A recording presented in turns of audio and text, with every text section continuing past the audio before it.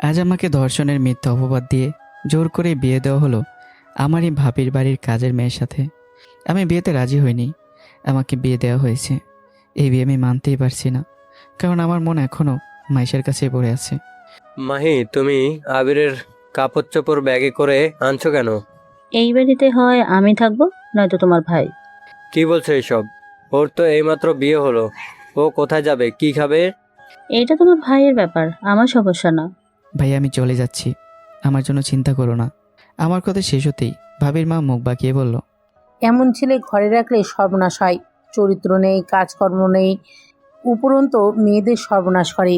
মায়ের চোখেও পানি, ভাইয়ের চোখেও অসহায়ত্ব, আর ভাবির চোখে বিজয়। আমি দরজার দিকে হাঁটতে হাঁটতে ভাবলাম, আমি শুধু ঘর ছাড়ছি না, আমি এক নতুন অন্ধকারে ঢুকছি।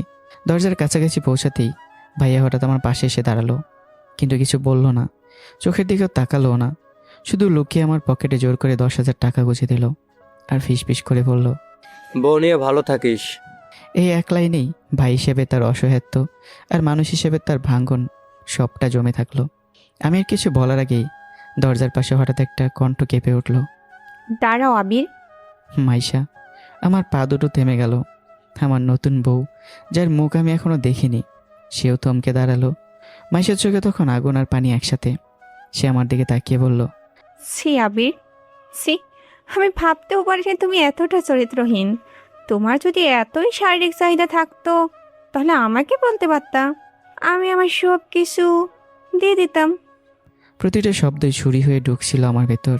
মাইশা কাপা গলায় আবারও বলল, আর তুই আমার বান্ধবী হয়ে আমি তোকে বিশ্বাস করে আমার ঘরের কাজের ব্যবস্থা করে দিলাম, আর তুই আমার সাথে এই কাজ করলি।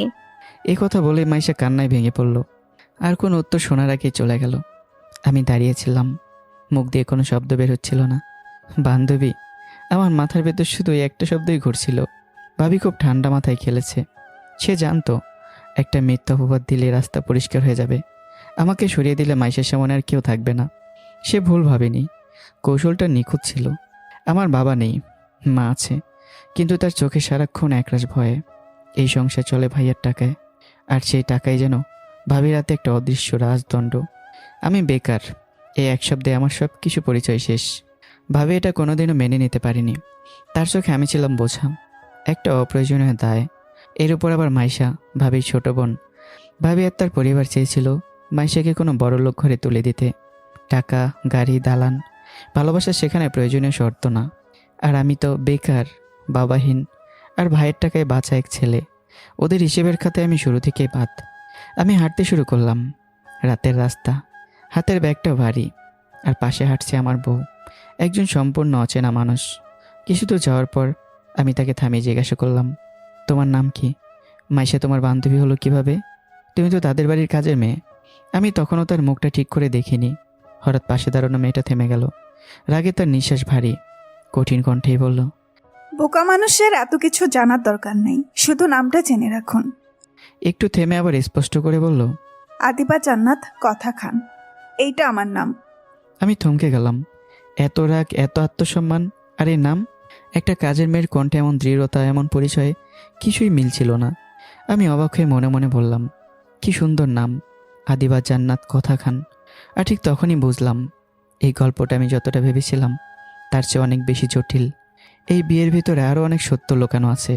চলুন একটু অতীত থেকে ঘুরে আসি, তাহলে সব কিছু ক্লিয়ার হয়ে যাবে। অতীত, 2 বছর আগে আমার বাবা মারা গেছেন। সেদিনের পর থেকে আমাদের ঘরের ছাদটা যেন একটু নিচে নেমে চলে এসেছে। সংসারের সমস্ত ভার বড় ভাই রাসেলের কাঁধে। মা কম কথা বলতেন, আর আমি ইঞ্জিনিয়ারিং শেষ করে নিজেকে এখনও গুছিয়ে নিতে পারিনি। ভাইয়ের বিয়ে হয়েছে মাত্র 6 মাস। সেদিন বিয়ের মণ্ডপে আমি প্রথমবার মাইশাকে দেখি। একবার দেখাই যথেষ্ট ছিল। তারপর ধীরে ধীরে কথা, চেনা জানা, আর অদ্ভুতভাবে ভালোবাসা। মাইশা আমাকে ছাড়া কিছুই বুঝতো না। আমি ছিলাম তার দুনিয়া। আমাকে না দেখলে ওর অস্থিরতা বাড়ত। আমার কণ্ঠ না শুনলে ওর নিঃশ্বাস যেন আটকে যেত। আমি জানতাম এই ভালোবাসা অনেকের চোখে অপরাধ, কিন্তু ভাবিনি এই অপরাধের শাস্তি এতটা ভয়ঙ্কর হবে। ভাবি কিভাবে যেন সব কিছু জেনে যায়, নীরবে, ঠান্ডা মাথায়। পরদিন সে অজুহাত বানায়, ভাবির দাদিকে দেখাশোনার জন্য একটা কাজের মেয়ে রেখেছে। মাইশা নাকি তাকে নিয়ে আমাদের বাসায় বেড়াতে এসেছে। সেদিন রাতটা অস্বাভাবিক শান্ত ছিল। খাওয়ার পর মাইশা খুব স্বাভাবিক গলায় বলল, আবির, গভীর রাতে রুমে আসিও, জমি আড্ডা দেব। ঠিক আছে, আসবো। রাত অনেক গভীর হলো। আমি নিঃশব্দ রুমে ঢুকলাম। অন্ধকারে ছায়া দেখে পিছন থেকে তাকে জড়িয়ে ধরলাম, যেমনটা আগেও করেছি। কিন্তু হঠাৎই চিৎকার, একটা কণ্ঠ, ভয়ে ফাটা, অচেনা। কে আপনি? কে আমাকে জড়িয়ে ধরছেন? আমার মাথার ভেতর বাজ পড়ল। আমি দ্রুত হাত ছড়িয়ে বললাম, আপনি কে? এই রুমে কী করছেন? ঠিক সেই মুহূর্তে বাইরে থেকে ভাবির চিৎকার। সবে কোথায়? আবির আমাদের বাড়ির কাজের মেয়েকে ধর্ষণ করেছে। চিৎকার, হইচই, দরজা খোলা, মানুষ ঢোকা। আমি পাথরের মতো জমে গেলাম। মুখ দিয়ে কোনো শব্দ বের হলো না। কাজের মেয়েটাও নিশ্চুপ, চোখ বড় বড়, শরীর শক্ত। মনে হলো সে বুঝে উঠতে পারছে না সে কোন গল্পের ভিতরে ঢুকে পড়েছে। ভাবি তখন তিলকে তাল বানাতে শুরু করলো, এক একটা শব্দ আগুনের মতো। রাসেল, তোমার ভাই মেয়েটাকে ধর্ষণ করেছে। এখন ওকে বিয়ে করতে হবে, না হয় পুলিশ কেস করব। হঠাৎ সে মেয়েটা কাপা গলায় বলল, উনি উনি আমাকে ধর্ষণ? ব্যাস এতটুকুই। ভাবি সঙ্গে সঙ্গে তাকে থামিয়ে দিল। চোখে এমন দৃষ্টি যেন কথা বললে শাস্তি নিশ্চিত। হ্যাঁ, আমি জানি আবির তোকে ধর্ষণ করেছে। মা তখন কাঁদতে কাঁদতে বলল, বৌমা, পুলিশ ডাকেও না, আমার ছেলে মেয়েটাকে বিয়ে করবে। মায়ের গলায় ভয়ে, পুলিশের ভয়ে, সমাজের ভয়ে। এই এক কোণে দাঁড়িয়ে মাইশা কাঁদছিল নিঃশব্দে, চোখে এমন কষ্ট যেন তার সব বিশ্বাসে এক রাতেই মরে গেছে। কোনো প্রশ্ন, কোনো তদন্ত, কোনো সত্য কিছু আর দরকার হয়নি। কাজে ডাকা হলো, তাড়াহুড়ো করে কবুল। আমি জানতে মেনে যে আমি বিয়ে করছি, নাকি আমাকে সোজা শোনানো হচ্ছে। সব শেষ হওয়ার পর ঘরটা হঠাৎ ফাঁকা লাগছিল। তখন আমার সদ্য বিবাহিত বউ ধীরে এসে বলল, আবির ভাই, আপনাকে আর আমাকে দুজনকেই ফাঁসানো হয়েছে। আমি শুধু তাকিয়ে রইলাম।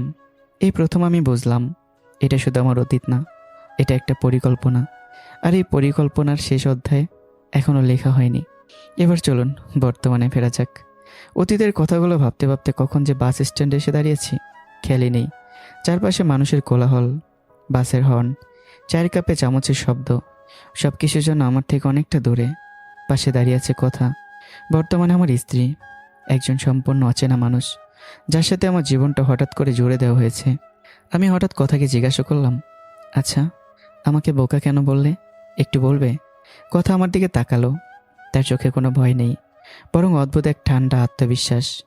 কথা হালকা হাসলো, তারপর বলল, হজম করতে পারবেন জানলে বলবো, নাকি ভেতর থেকে? ঠিক কেন? এমন কি আছে যা আমি জানি না? কথা ধীরে ধীরে বলল, আপনি মাইশাকে ভালোবাসেন, তাই না? আমি এক মুহূর্ত দেরি করলাম না। হ্যাঁ, আমি আর মাইশা একে অপরকে খুব ভালোবাসি। কথা আবারও প্রশ্ন করলো। তাহলে আপনি আমার রুমে কেন গিয়েছিলেন? আমি থমকে গেলাম। ওই রুমে তো মাইশা থাকার কথা ছিল। ওই রাতে তো আমাকে আসতে বলেছিল। মাইশা না থেকে তুমি সেখানে গেলে কিভাবে? কথাগুলো মুখ থেকে বেরোতেই হঠাৎ আমার নিজের কণ্ঠে আমার কানে অচেনা লাগলো। আমি চুপ করে গেলাম। কিছুক্ষণ পর ধীরে ধীরে আবার বললাম, তার মানে আমাকে ফাঁসানোর পেছনে মাইশারও হাত আছে? কথা ঠান্ডা গলায় বলল, এতক্ষণে বোকার মাথায় বুদ্ধি ঢুকছে, তাই না? আমার বুকের ভেতরটা মোচড় দিয়ে উঠল। কথা বলে, হ্যাঁ, মাইশা পুরোপুরি জড়িত। রাতে খাবার শেষ করে ওই রুমে আমাকে থাকতে বলেছে মাইশা। আমি হতভম্ব হয়ে গেলাম। কিন্তু মাইশা কেন আমাকে ফাঁসাবে? ও তো আমাকে ভালোবাসে।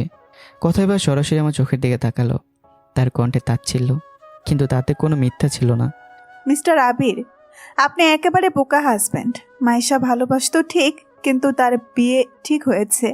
তার হবু স্বামীর মাসিক ইনকাম 5 লক্ষ টাকা। ইনকামের সাথে ছেলেও তোমার মতো সুদর্শন। প্রতিটা শব্দ আমার মাথার ভেতর বাজ পড়ার মতো আঘাত করছিল। কথা আবারও বলে উঠল, ও চাইতো না আপনি তার বিয়েতে ঝামেলা করেন, তাই এই প্ল্যান। কিন্তু এভাবে আমাকে ফাঁসানো হবে আমি নিজেও বুঝতে পারিনি। নিজের সুখের জন্য আমাদের বলি দিল। তুমি নিশ্চিত মাইশা আমাকে? কথা দীর্ঘ শ্বাস ফেলল। আপনি শিক্ষিত মানুষ, নিজের ব্রেনটা ব্যবহার করুন। কথা আরও বলে, মাইশা আমার সম্পর্কে কিছুই না জেনে এই ফাঁদে ফেলেছে আমাকে। কিন্তু যেদিন মাইশা জানবে কথা কোন বংশের মেয়ে, সেদিন তার পায়ের নিচের মাটি সরে যাবে। এই কথাটাই আমি যেন হঠাৎ থেমে গেলাম। বাস স্ট্যান্ডের ভিড়, হর্ন, মানুষ সব মিলিয়ে গেল। আমি ধীরে ধীরে প্রশ্ন করলাম, আচ্ছা তুমি আসলে কে? তোমার কথাবার্তা শুনে একদমই মনে হয় না তুমি কোনো কাজের মেয়ে। কথা আমার দিকে তাকালো, তার ঠোঁটে এক চিলতে রহস্যময় হাসি। তবুও সে কিছু বলল না। আর এই না বলার মধ্যেই আমি বুঝে গেলাম এই মেয়েটা আমার জীবনে শুধু জোর করে দেওয়া বউ না, এই মেয়েটা একটা বিস্ফোরণ। আর সেই বিস্ফোরণ এখনও ঘটেনি। কিছু একটা বলতে যাবে ঠিক তখনই চারদিক থেকে 40-50 জন লোক এসে আমাকে আর কথাকে ঘিরে ধরল। হঠাৎ চারপাশটা অচেনা হয়ে গেল, মানুষ, গলা, চোখ সব একসাথে। আমি ভয়ে কথার হাতটা শক্ত করে ধরলাম, কণ্ঠ কাঁপলেও সাহস জড়ো করে বললাম, এই কে আপনারা? আমাকে আর আমার স্ত্রী কীভাবে ঘিরে ধরেছেন কেন? কথার সঙ্গে সঙ্গে আমার হাত ছাড়িয়ে নিল। ঠান্ডা কিন্তু কঠিন কণ্ঠে বলল, কে আপনার স্ত্রী? আমি কারোর স্ত্রী নয়। আমার বুকের ভেতরটা হু হু করে উঠল। লোকগুলোর একজন সম্মানসূচক ভঙ্গিতে কথার দিকে তাকিয়ে বলল, ম্যাডাম গাড়িতে উঠুন। কোনো কথা না বলেই চুপচাপ গাড়িতে উঠে গেল। আর ঠিক তখনই দুজন লোক আমাকে টেনে গাড়ির দিকে নিয়ে গেল। আমি কিছু বুঝে ওঠার আগেই নিজেকে গাড়ির ভিতরে আবিষ্কার করলাম। গাড়ির দরজা বন্ধ হলো ধপ করে। আমি ভয়ে থরথর করে কাঁপছিলাম। আর কথা, সে আমার দিকে তাকিয়ে আছে, রাগে নয়, এক অদ্ভুত শীতল দৃষ্টিতে। গাড়ি চলতে লাগলো। কতক্ষণ চলেছে জানি না। হঠাৎই গাড়ি থামলো, একটা ভারী হর্ন বাজলো। ধীরে ধীরে লোহার গেট খুলে গেল। গাড়ির জানালা দিয়ে তাকিয়ে আমি যা দেখলাম, আমার নিঃশ্বাস যেন আটকে গেল। গেটের উপরে বড় করে লেখা, খানবাড়ি। বাড়ি বলা ভুল হবে, এটা যেন একটা রাজপ্রাসাদ। গেটের ভিতরে ঢুকেই গাড়ি আরও 6 থেকে 8 মিনিট চলল। শেষে এক বিশাল রাজমহলের সামনে এসে থামলো। গাড়ি থেকে নামতেই পুরো জায়গাটা কান্নায় ভেঙে পড়ল। লোকজন দৌড়ে এসে কথাকে জড়িয়ে ধরছে, কেউ কাঁদছে, কেউ মাথায় হাত দিয়ে বিলাপ করছে। আমি হতভঙ্গ হয়ে দাঁড়িয়ে আছি। ঠিক তখনই গুলির শব্দ, একটা মাত্র শব্দ, কিন্তু তাতেই সব কিছু থেমে গেল। আমার শরীর কেঁপে উঠল। ভয়ে আমি প্রায় বসে পড়েছিলাম। তারপর একটা বর্জ্য কণ্ঠ গর্জে উঠল, আবিদা, জান্নাত কথা খান। সবাই সোজা হয়ে দাঁড়িয়ে গেল। যিনি সামনে এগিয়ে এলেন তিনি আর কেউ নন, খান বাহাদুর, মানে কথার দাদা। তার চোখে রাগ, কণ্ঠে রাজকীয় কঠোরতা। তিনি কথার দিকে তাকিয়ে বললেন, নিজের পছন্দের ছেলেকে বিয়ে করবে, এটা আমাদের বলতে পারতে, কিন্তু এইভাবে বংশের মুখ চুনকালি মেখে পালিয়ে যাওয়াটা ভালো কাজ করনি। একটু থেমেই তিনি গর্জে উঠলেন, কই আমার নাতিন জামাই? হঠাৎ সবাই আমাকে সামনে ঠেলে দিল। কেউ বলল, খান সাহেব, এই ছেলেটাই কথা ম্যাডামের জামাই। খান বাহাদুর আমার দিকে তাকালেন। সেই দৃষ্টিতে আমি নিজেকে একেবারে নগণ্য মনে করলাম। তিনি জিজ্ঞাসা করলেন, তোমার নাম কি? জি, আমি আবির আহমেদ। আমার নাতনির বিয়ের দিন তাকে নিয়ে পালিয়ে আমার বংশের মুখে চুলকানি মেখেছ, এর শাস্তি আছে। চারপাশ নিস্তব্ধ। তিনি শেষ কথাটা বললেন, আজ থেকে তুমি এই খানবাড়ির ঘর জামাই হয়ে থাকবে।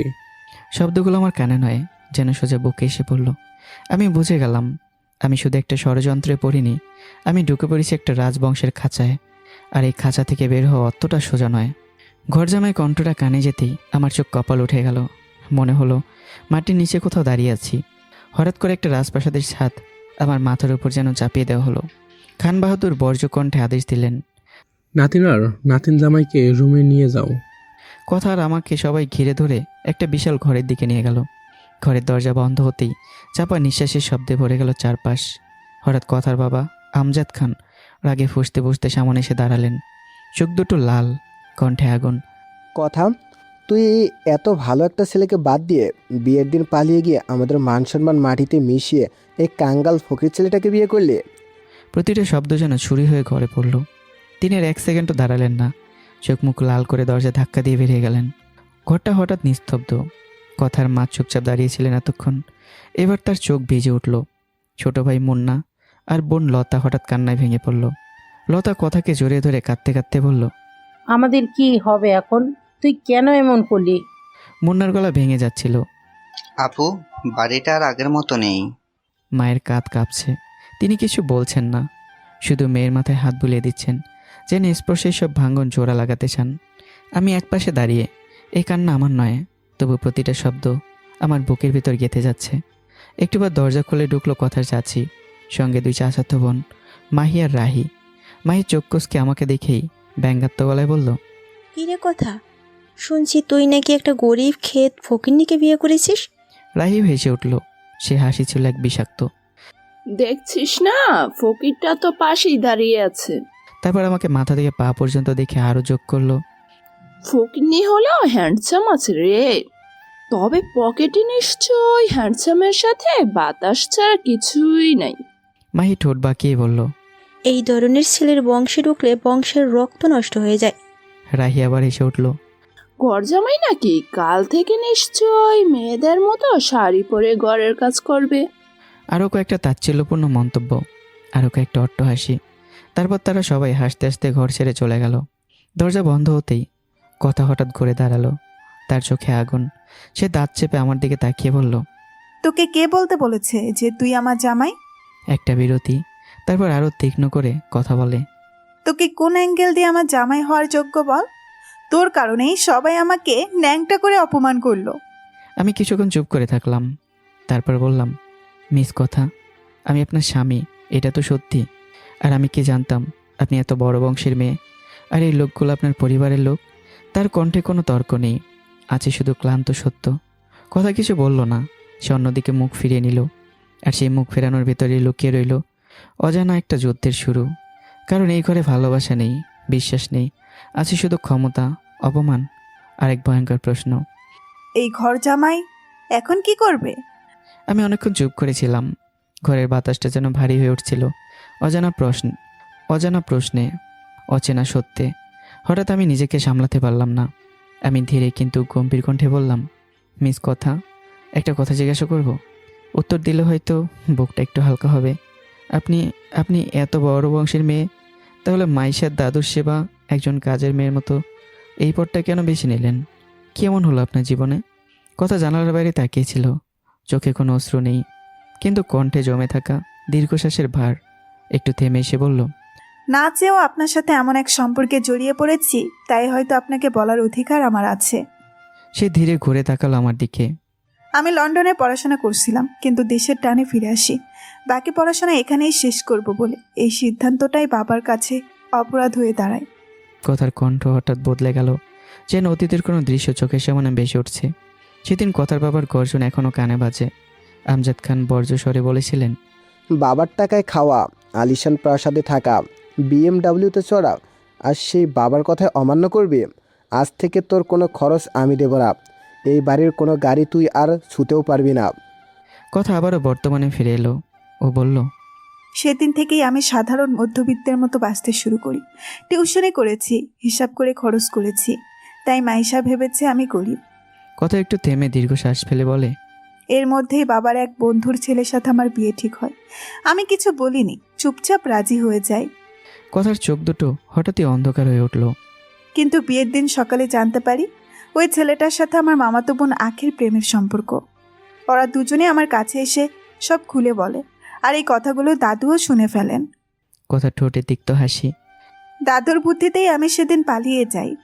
আমি আবারও তাকে প্রশ্ন করলাম, তাহলে মাইশার দাদুর সেবার দায়িত্ব নিলেন কিভাবে? পালিয়ে যাওয়ার পর রাস্তায় মাইশার সাথে দেখা হয়। সে একটা কাজের কথা বলেছিল, তার সাথে ছিল আপনার ভাবি। কথার কণ্ঠ আরও ঠান্ডা হয়ে গেল। আপনার ভাবি বলেছিলেন দাদুর সেবার জন্য একজন লোক দরকার, থাকা খাওয়া থাকবে, সাথে টাকা। আমি রাজি হয়ে যাই। কিছুদিন লুকিয়ে থাকার দরকার ছিল আমার, তাই। তুমি কি আগে থেকে জানতে ভাবি আর মাইশা আমাকে ভাসাবে? কথা মাথা নেড়ে বলল, হ্যাঁ, একদিন বুঝে যাই। একদিন মাইশাকে একটা ছেলে দেখতে আসে। ছেলেটা হ্যান্ডসাম, পরিবারও অভিজাত। ওরা চলে যাওয়ার পর আমি শুনি মাইশা আর আপনার ভাবির কথা। কথার কণ্ঠ বদলে গেল, যেন সে হুবহু সেই দৃশ্য দেখছে। মাইশা উচ্ছ্বাসিত কণ্ঠে বলছিল, আপু, ছেলেটা আমার খুব পছন্দ হয়েছে। মাসি নাকি 5 লাখের বেশি স্যালারি। ভাবি হাসতে হাসতে বলেছিল। তাহলে তো দেরি কেন? বাবা মাকে বল রাজি আছিস। মাইশা হঠাৎ মুখ গম্ভীর করে বলেছিল, কিন্তু আপির ঝামেলা করবে, ও আমার জন্য পাগল। ভাবির ঠোঁটে তাচ্ছিল্যের হাসি। তুই ওই ফকিনীটাকে কি দেখে প্রেম করলি বুঝি না। এখন ওর একটা ব্যবস্থা করতেই হবে। মাইশার কণ্ঠে নির্মমতা। আপু, ওর সাথে আমি শুধু টাইম পাস করছি। এমন কিছু করো যেন সাপও মরে লাঠিও না ভাঙে। ওর মতো কঙ্কাল একটা ছেলে কি বুঝবে ভালোবাসা? আরও বিষ ছড়ানো কথা ছিল। ইঞ্জিনিয়ার হলেও ভবিষ্যৎ নেই। মিয়া বাড়ির দরজার ধুলো আর কপালে জুটবে না। ভাবি শেষ কথা বলেছিল, তুই চিন্তা করিস না, সব আমি দেখে নেব। কথা থেমে গেল। ঘরের ভেতর নিঃশব্দ বিস্ফোরণ। আমি যেন তখন বুঝতে পারলাম, আমি শুধু প্রেমে অন্ধই ছিলাম না, আমি ছিলাম এক নিখুঁত ষড়যন্ত্রের কেন্দ্রবিন্দু। আর এই খেলায় আমি এখন খানবাড়ির ঘর জামাই, ইচ্ছাই নয়, শাস্তি হিসেবে।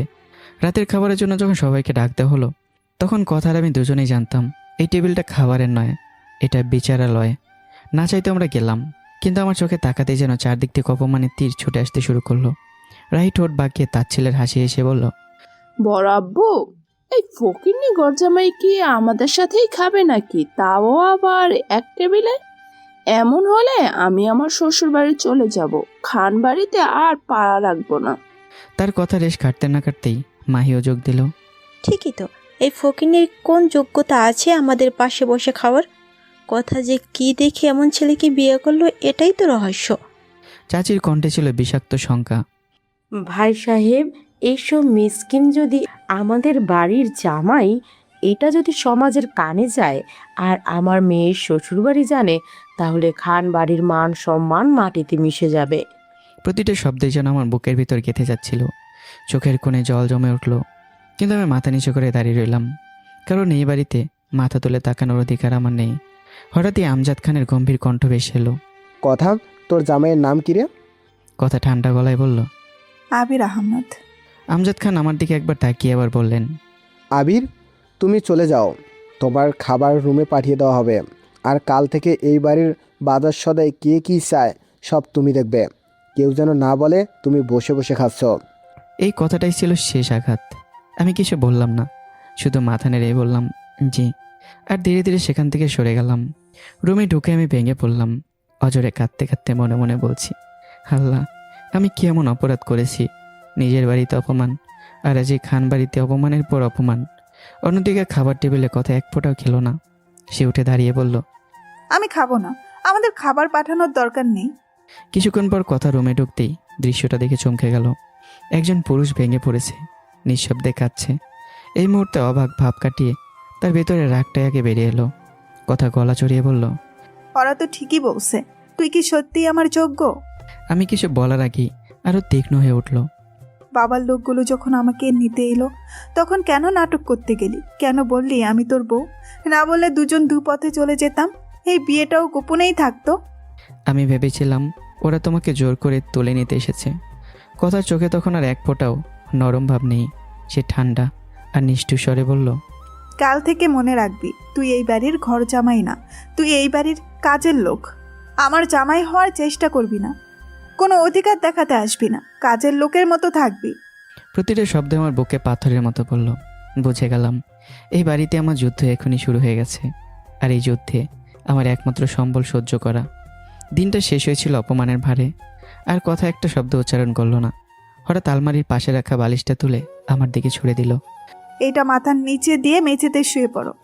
শব্দটা ছিল ঠান্ডা অথচ তীক্ষ্ণ। আমি কোনো প্রতিবাদ করলাম না, চুপচাপ বালিশটা তুলে নিয়ে মেঝেতে শুয়ে পড়লাম। ছাদের দিকে তাকিয়ে আমার চোখ ভিজে উঠল। মনে মনে বললাম, আল্লাহ, কি এমন পাপ করেছি আমি?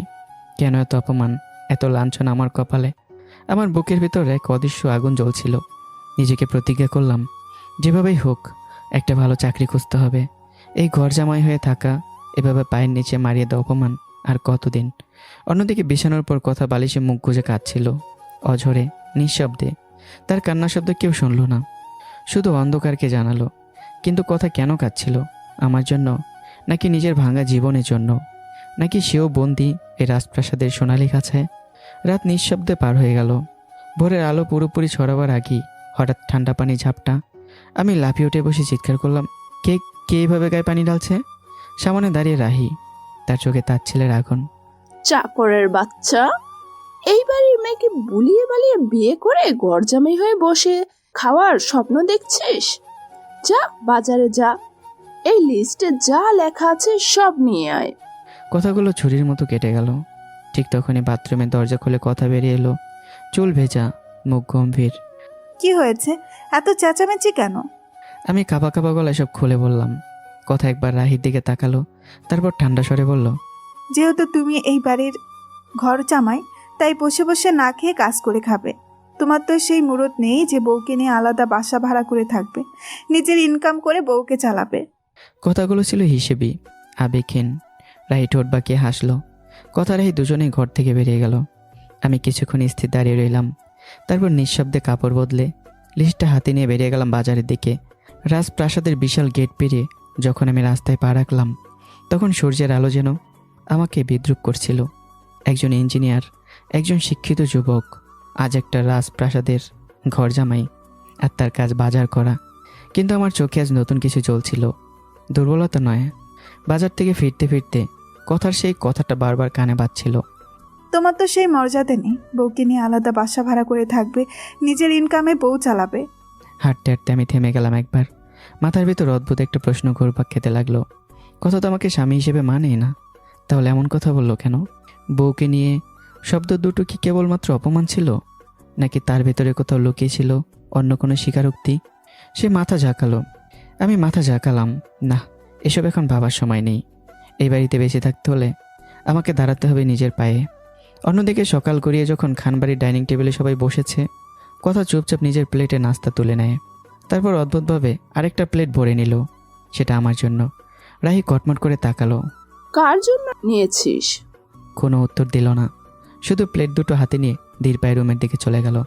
এদিকে আমি বাজারে ব্যাগ নামিয়ে যখন রুমে ঢুকলাম, আমার চোখ স্থির হয়ে গেল টেবিলের উপর রাখা প্লেটটার দিকে। গরম রুটি, ডিম, চা। আমার জন্য 2 দিন ঠিকমতো খাওয়া দাওয়া হয়নি। অপমানের আগুনে ক্ষুধা ও লজ্জা পেয়েছিল, কিন্তু আজ পেটের ভিতরটা জ্বলে উঠছিল। আমি চুপচাপ বসে পড়লাম, কোনো প্রশ্ন করলাম না। নাস্তা খেতে শুরু করলাম। হঠাৎই কথার কণ্ঠ ভেসে এলো। পেট ভরছে নাকি আরো আনবো? শহরে আগের মতো ধার ছিল না, বরং ছিল অদ্ভুত এক নরম ভাব। আমি একটু থমকে গেলাম, লজ্জা পেলাম। না, আর লাগবে না, যথেষ্ট হয়েছে। কথা আমার চোখের দিকে তাকালো, বোঝা গেল সে বুঝেছে। 2 দিনের অভিমান, না খাওয়া অপমান, সবই তার অজানা নয়। কিন্তু সে কিছুই বলল না। ঘরে হালকা নীরবতা নেমে এলো। খাওয়া শেষ করে আমি বললাম, কথা, আমি একটু বাইরে যাব, সন্ধ্যার মধ্যে চলে আসব। কথা কোনো প্রশ্ন করলো না। কোথায় যাব, কেন যাব, কিচ্ছু না, শুধু নিঃশব্দে ঘর থেকে বেরিয়ে গেল। আমি আলমারির পাশে রাখা নিজের পুরোনো ব্যাগটা টেনে নিলাম। ভেতর থেকে কিছু কাগজ বের করলাম, সার্টিফিকেট, ইঞ্জিনিয়ারিং ডিগ্রি, কিছু সিভি। আমি একবার গভীর শ্বাস নিলাম। আজ অপমানের বাজার না, আজ নিজের সম্মানের খোঁজে বেরোবো। খানবাড়ির বিশাল গেট পেরিয়ে যখন আমি বাইরে পা রাখলাম, আমার চোখে আর কোনো ভয় নেই, আছে সংকল্প। কিন্তু আমি জানি না আমার এ বেরিয়ে যাওয়া নজর এড়ায়নি সবারই। উপরে বারান্দায় দাঁড়িয়ে কথা আমাকে যেতে দেখেছিল। তার চোখে এক অদ্ভুত দ্বন্দ্ব। বিকেলের আলো নরম হয়ে আসছিল। বারান্দার রেলিংয়ে দাঁড়িয়ে কথা নিজেই মনে মনে বলল, সেদিন যখন আবির সবার সামনে বলল সে আমার স্ত্রী, তখন বুকটা কেমন যেন কেঁপে উঠেছিল। তাহলে আজ কেন ওকে এত অপমান সহ্য করতে দিচ্ছি আমি? তার চোখে ক্ষণিকের জন্য জল চিকচিক করে উঠল। কিন্তু খানবাড়ির মেয়েরা দুর্বলতা দেখায় না। সে মুখ ঘুরিয়ে নিল। ঠিক সেই সময় গেটের বাইরে গাড়ির শব্দ। আমি ফিরে এলাম।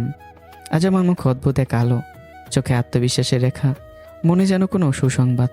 কিন্তু আমি ভিতরে ঢুকতেই বর্জ্যপাতের মতো গর্জে উঠলেন আমজাদ খান আর বললেন, এই যে নির্লজ্জ বেহায়া ঘর জামাই, তোমাকে কি বলা হয়নি এই বাড়ির বাজার কার কি লাগে সব দেখবে? তুমি কোথায় গিয়েছিলে? আমি মুখ খুলতে যাব, তার আগে রাহির বিষাক্ত কণ্ঠ, এই চাকরের বাচ্চা, আমাদের না বলে কোথায় গেলি? তোর মতো বেজন্মা ছেলেকে কি দেখে কথা আপু বিয়ে করলো কে জানে? প্রতিটা শব্দ যেন জনসম্মুখে চাবুকের আঘাত। আমি যে কিছু বলতে যাব, কিন্তু কর্তা এমন সময় সামনে এসে দাঁড়ালো।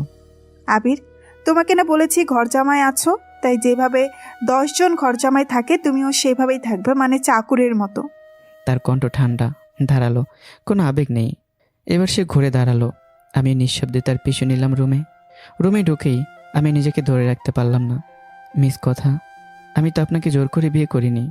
আমি তো কখনো বলিনি ঘর জামাই হয়ে থাকবো। তাহলে এত অপমান কেন? কথা কিছুক্ষণ চুপ করে তাকিয়ে রইল। তার চোখের গভীরে ঝড় ছিল, কিন্তু মুখে বরফ। আমি এসব জানি না। যেহেতু তুমি আমার খরচ ভরণ পোষণ আলাদা বাসা কিছুই দিতে পারবে না, তাই এই বাড়িতে চাকরের মতো জীবনই তোমার জন্য ঠিক। আর শুনে রাখো, স্বামী হওয়ার চেষ্টা ভুলেও করো না। শব্দগুলো শেষ করে সে বেরিয়ে গেল। কথা রুম থেকে বাইরে যেতেই করিডোরে তার মাতাকে টেনে নিলেন, অন্য ঘরে নিয়ে বললেন, কথা, তোরা তো প্রেম করে বিয়ে করলি, তাহলে জামাইয়ের সাথে এমন ব্যবহার করছিস কেন? কথার বুক কেঁপে উঠল। এবার তার মুখোশ ভাঙল। কথা বলে, মা, আবির খুব ভালো মানুষ, খুব সহজ সরল, কিন্তু আমি চাই না আমার স্বামী ঘর জামাই হয়ে থাকুক। প্রয়োজনে ডাল ভাত খাবো, তবুও সে নিজের ইনকামে বাঁচুক। প্রতিদিন ওকে সবাই অপমান করছে, আমি এটা সহ্য করতে পারছি না, তাই সব রাগ ওর উপর যাচ্ছি। তার কণ্ঠ ভেঙে গেল। বা নিঃশব্দে মেয়ের মাথায় হাত রাখলেন। খানবাড়ির প্রাসাদে আজ আরেকটা সত্য লুকিয়ে রইল। কথা তার স্বামীকে অপমান করছে না, তাকে তৈরি করছে। এদিকে রুমে একা বসেছিলাম আমি, মুঠো করে ধরে রেখেছি নিজের সার্টিফিকেটের ফাইল। ঠিক তখনই দরজা ঠেলে ঘরে ঢুকলো মাহি আর তার স্বামী আসিফ। মাহির ঠোঁটে বিদ্রুপের হাসি। আসিফ দেখো, এটা হচ্ছে আমার কাজিন, কথার ঘর জামাই স্বামী। ওনাকে আরেক পরিচয় আছে, এই বাড়ির ফুল টাইম ঘর জামাই, ও চাকর। আর আসিফ এসেই বলল, ও তাহলে তুমি সেই লাকি মানুষ যে বউয়ের টাকায় রাজপ্রাসাদে থাকো। বাহ, এমন লাইফ তো সবাই পায় না। দেখেছো, পকেটে 1 টাকা নেই, কিন্তু সাহস দেখো, খানবাড়ির মেয়ে বিয়ে করেছে। তুমি কি সিবিতে লিখবে পেশা ঘর জামাই? দুজনের অট্টহাসিতে ঘর ভরে গেল। মাহি আরও ঝুঁকে এসে বলল, শোনো, আয়নায় নিজের চেহারা দেখেছো? এই প্রাসাদের আয়নাও লজ্জা পায় তোমাকে দেখে। কথা তো শোনা, তুমি তো মাটিরও যোগ্য না। আমি মাথা নিচু করে দাঁড়িয়ে রইলাম, কিন্তু এবার আমার চোখে জল নেই, আগুন আছে। মাহি আর আসিফ চলে গেলে আমি ধীরে ধীরে ফাইলটা খুললাম। ভেতরে একটি কাগজ আর আজকে সাক্ষাৎকারের ফলাফল। আমি একটু মৃদু স্বরেই বললাম, আর কয়েকটা দিন, তারপর দেখব ঘর জামাইকে আর কে কার যোগ্য। দরজার বাইরে অন্ধকার ঘনিয়ে আসছিল। খানবাড়ির রাজপ্রাসাদ বুঝতে পারছে না, যাকে তারা পায়ের নিচে মারাচ্ছে সে হয়তো খুব শীঘ্রই তাদের মাথার উপরে দাঁড়াবে। পরদিনের ভোরটা অদ্ভুত শান্ত ছিল। সূর্যের আলো খানবাড়ির উঁচু বারান্দা ছুঁয়ে নামছিল, যেন এই প্রাসাদের ভেতরে অস্থিরতা সে জানেই না। আমি খুব ভোরে উঠে বাজারে গেলাম। ফিরে এসে তালিকা মিলিয়ে মিলিয়ে সব চাহিদা জোগাড় করলাম। কারো ওষুধ, কারো ফল, কারো ডায়েট বিস্কুট। কেউ ধন্যবাদ দিল না, কারণ এখানে আমি মানুষ না, আমি একজন ঘর জামাই। আর ঘর জামাই তো মানুষ হয় না। সব কিছু গুছিয়ে রেখে আমি যখন বেরোতে যাব, তখন করিডোরে হঠাৎ মাহির স্বামী আসিফের সঙ্গে ধাক্কা খেলাম। সরি ভাই, খেয়াল করিনি। কিন্তু সরি শব্দটা শেষ হবার আগেই আমার গালে পড়লো একটা চর। আসিফের হাত সোজা এসে পড়লো আমার গালে। চাকরের বাচ্চা, তোর এত বড় সাহস আমার গায়ে ধাক্কা দিস? শালা চাকর চাকরের মতো থাকবি, ঘর জামাই হয়ে রাজা ভাবছিস নাকি? চরের শব্দে করিডোরে সবাই থেমে গেল। মাহি দূর থেকে এগিয়ে এসে ঠোঁট বাঁকিয়ে বলল, আসিফ, ওর সাথে এভাবে নরম কথা বলছো কেন? ও তো ভাবছে এই বাড়িরই জামাই। আয়নায় নিজের চেহারা দেখেছে কখনো? রাহি তাচ্ছিলের হাসি এসে যোগ করলো, এই ফকিরটাকে একটু জায়গা দিলে মাথায় উঠে বসবে। এদের তো রক্তেই বেয়াদবি। তাদের মা ধীরে ধীরে এগিয়ে এসে গম্ভীর স্বরে বললেন, লজ্জা শরম বলে কিচ্ছু নেই। এমনিতেই ঘর জামাই হয়ে আমাদের মাথা নিচু করে রেখেছো, তার মধ্যে আবার দাপট। আর একটু ঝুঁকে তিনি ফিস ফিস করেই বললেন, এই প্রাসাদের ছায়াও তোর কপালে জোটার কথা ছিল না। ভাগ্যিস আমাদের মেয়েটা বোকা ছিল। প্রতিটা শব্দ যেন আগুন হয়ে গায়ে পড়ছিল। আমার চোখে জল এসে গেল, কিন্তু আমি কিছু বললাম না। শুধু একবার চারদিকে তাকালাম, যে কেউ আমার পক্ষে তো দাঁড়ালো না। আমি চুপচাপ গেটের দিকে হাঁটতে শুরু করলাম। গালে লাল চরের দাগ, বুকে দগদগ অপমান। উপরে বারান্দা থেকে সব দেখছিল কথা। তার বুকের ভেতরটা মোচড় দিয়ে উঠল। সে ছুটে রুমে গিয়ে দরজা বন্ধ করে দিল। বিছানায় বসে অঝরে কাঁদতে কাঁদতে বলল, আল্লাহ, আর কত অপমান আমার জন্য, আমার স্বামীর জন্য। হ্যাঁ, আর সে মনের ভেতর প্রথমবার শব্দটা স্বীকার করলো, স্বামী। এদিকে আমি রাস্তায় হাঁটছি। প্রতিটা পা ফেলায় মনে হচ্ছে মাটির নিচে আগুন। নিজের মনে নিজে নিজেই বললাম, আর কয়েকটা দিন, শুধু কয়েকটা দিন, তারপরে অপমানের জবাব আমি দেব। আমার চোখে আজ কোনো জল নেই, শুধু দৃঢ়তা আর কথা। ওর আচরণ, ওর কথাবার্তা আমি কিছুই বুঝি না। ও কি সত্যি আমাকে ঘৃণা করে, নাকি ওর ভিতর অন্য কিছু লুকিয়ে আছে? আকাশে কালো মেঘ জমতে শুরু করেছে। ঝড় আসার আগে যেমন বাতাস ভারী হয়ে ওঠে, খানবাড়ির ভেতরেও তেমন কিছু জমছে। অপমানের সীমা যখন ছুঁয়ে ফেলে, তখন মানুষ বদলে যায়। আর আমি বদলাতে শুরু করেছি। বাংলাদেশের অর্থনৈতিক অঙ্গনে হঠাৎ এক আলোড়ন। দক্ষিণ কোরিয়ার দীর্ঘস্থানীয় একটি নির্মাণ প্রতিষ্ঠান 2000 কোটি টাকার মেগা প্রজেক্ট শুরু করতে যাচ্ছে দেশে। খবরটি প্রথমে অর্থনীতির পাতায় ছোট করে বেরোলেও একদিনের মধ্যে তা হয়ে উঠল শিরোনাম। প্রজেক্টটির জন্য আহ্বান করা হয়েছিল ওপেন ডিজাইন প্রপোজাল। দেশের নামকরা ইঞ্জিনিয়ার, কনসালট্যান্ট অনেকেই জমা দিয়েছিল তাদের স্বপ্নের নকশা। তাদের ভিড়ের মধ্যেই ছিল অজানা একটা নাম, আবির। আমি 2 মাস আগে কনসালট্যান্ট জমা দিয়েছি, আর আমার ডিজাইনই ছিল অন্যরকম। মাটির প্রকৃতি, জলাবদ্ধতার ভবিষ্যৎ, ঝুঁকি, ভূমিকম্প, সহনশীলতা সব কিছু এমন সূক্ষ্মভাবে বিশ্লেষণ করা যে কোরিয়ান বোর্ড মিটিংয়ে ঘন্টার পর ঘন্টা আলোচনা চলে শুধু সেই ফাইল নিয়ে। অবশেষে ঘোষণা এলো নির্বাচিত design code name A17। A17 মানে আবির। 2 বছরের চুক্তি, পারিশ্রমিক 20 কোটি টাকা। কিন্তু আমি শুধু টাকা চাইনি, চুক্তির খসড়ায় আমি যোগ করেছিলাম একটি শর্ত। চুক্তিকালীন সময়ের মধ্যে আমি নিজস্ব কনস্ট্রাকশন কোম্পানি প্রতিষ্ঠা করতে পারবো। কোরিয়ান কোম্পানি এতে কোনো প্রকার বাধা প্রদান করতে পারবে না। বোর্ড প্রথমে অবাক হয়েছিল একজন তরুণ ডিজাইনারের এমন সাহস, কিন্তু তারা জানতো প্রতিভাকে আটকে রাখা যায় না। চুক্তিও সই হলো। পরদিন দেশের প্রায় সব পত্রিকায় শিরোনাম, বাংলাদেশের 2000 কোটি টাকার কোরিয়ান মেগা প্রজেক্ট, তরুণ ডিজাইনারের নকশায় মুগ্ধ বিদেশি প্রতিষ্ঠান। কিন্তু ডিজাইনারের নাম ও ছবি গোপন, A17 নামে পরিচিত। প্রেস কনফারেন্সে কোরিয়ান প্রতিনিধি শুধু বলেছিল তিনি নিজেই পরিচয় গোপন রাখতে অনুরোধ করেছেন। অন্ধকার রুমে একা বসে খবরের কাগজটা হাতে নিয়ে আমি ধীরে ধীরে একটু হাসলাম। টাকা থাকলে সবাই আপন হয়। আমার ঠোঁট শক্ত হয়ে এলো, কিন্তু আমি জানতে চাই কথায় কি আমাকে স্বামী হিসেবে মানে, নাকি শুধু পরিস্থিতির জন্যই পাশে আছে। আমার চোখে আজ আর অপমানের জল নেই, বরং এক অদ্ভুত পরীক্ষা নেওয়ার ইচ্ছা। আমার পরিচয় গোপন থাকবে, কথা আমার স্ত্রী, সে আমাকে কি ভালোবাসে, স্বামী হিসেবে মানে কি, সব কিছু জানার আগে নয়। আমি জানতে চাই ওর ভালোবাসা আমার জন্য নাকি আমার অবস্থানের জন্য। ঝড়ের আগে যেমন আকাশ স্তব্ধ থাকে, আমার ভেতরেও তেমন এক গভীর নীরবতা। অন্যদিকে আজ মাইশার বিয়ে, 5 লক্ষ টাকা মাসিক বেতনের ছেলের সাথে, আলোকসজ্জা, ব্যান্ড পার্টি, আতশবাজি, সব কিছু ঝলমলে।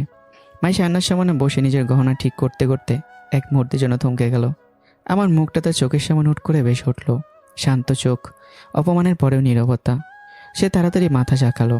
না, হয়তো একটা দুঃস্বপ্ন ছিল। তার কি আছে, আমাকে কি দেবে? তার ঠোঁটে আবারও সাজানো হাসি, কিন্তু হৃদয়ের গভীরে কোথাও যেন অজানা শূন্যতা। এদিকে খান বাড়িতে ড্রয়িং রুমে ভারী পরিবেশ। আমজাদ খান ও আজাদ খান বসে আছেন। কথাকে ডাকা হয়েছে।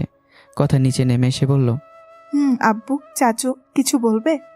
আমজাদ খান গম্ভীর কণ্ঠে বললেন, আমাদের কোম্পানিতে ম্যানেজার লাগবে। আগের ম্যানেজার 2 কোটি টাকা মেরে পালিয়েছে। তুই ঘরের মেয়ে, তুই জয়েন কর। কথা একটু থামলো। তার চোখে এক ঝলক চিন্তা নিয়ে বলে, আচ্ছা আব্বু, আমি আবিরের সাথে কথা বলে সকালে জানাবো। এই একটি বাক্যে ঘর জমে গেল। আমজাদ খানের চোখ লাল হয়ে উঠল। নিজ কোম্পানি জয়েন করবি, তা ওই ঘর জামাই চাকর থেকে জিজ্ঞেস করা লাগবে? কথা এবার মাথা তুলে তাকালো। আব্বু, ঘর জামাই হোক বা চাকর, সে আমার স্বামী, ওর থেকে জিজ্ঞেস করা আমার কর্তব্য। এক মুহূর্তের জন্য নীরবতা, যেন বজ্রপাতের আগে আকাশ থেমে গেছে। আমজাদ খান রাগে কিছু বলতে যাচ্ছিলেন, ঠিক তখনই আজাদ খান বললেন, ভাইয়া, ওকে চিন্তা করে বলতে দাও, মেয়েটা ফুল কিছু বলেনি। পরিস্থিতি সামলে গেল, কিন্তু আগুন নিভল না। কথা ধীরে ধীরে সিঁড়ি বেয়ে উপরে উঠতে লাগলো, আর ঠোঁটে ক্ষীণ হাসি। সে মনে মনে বলল, আবিরের থেকে জিজ্ঞেস করার কিছু নেই আব্বু, তোমার আমাকে আর ওকে নিয়মিত অপমান করো, এটাই তার ছোট্ট জবাব। তার চোখে অদ্ভুত এক দীপ্তি। সে জানে না তার স্বামী এখন 20 কোটি চুক্তিবদ্ধ ডিজাইনার। সে জানে না তার বাবার কোম্পানি খুব শীঘ্রই যে প্রজেক্টে টেন্ডার পাবে, তার মূল ডিজাইন এসেছে সেই ঘর জামাইয়েরই হাত থেকে। আর যখন সত্যিটা প্রকাশ পাবে, খানবাড়ির দেয়াল কাঁপবে। কারণ যে মানুষটাকে তারা চাকর বলেছিল, সেই হতে চলেছে তাদের ভবিষ্যতের সবচেয়ে বড় প্রয়োজন। আমি আজ অনেক খুশি। আমার চোখে আজ এক অন্যরকম আলো, অপমানের ধুলো মুছে ফেলে নতুন ভোরের মতো দীপ্ত।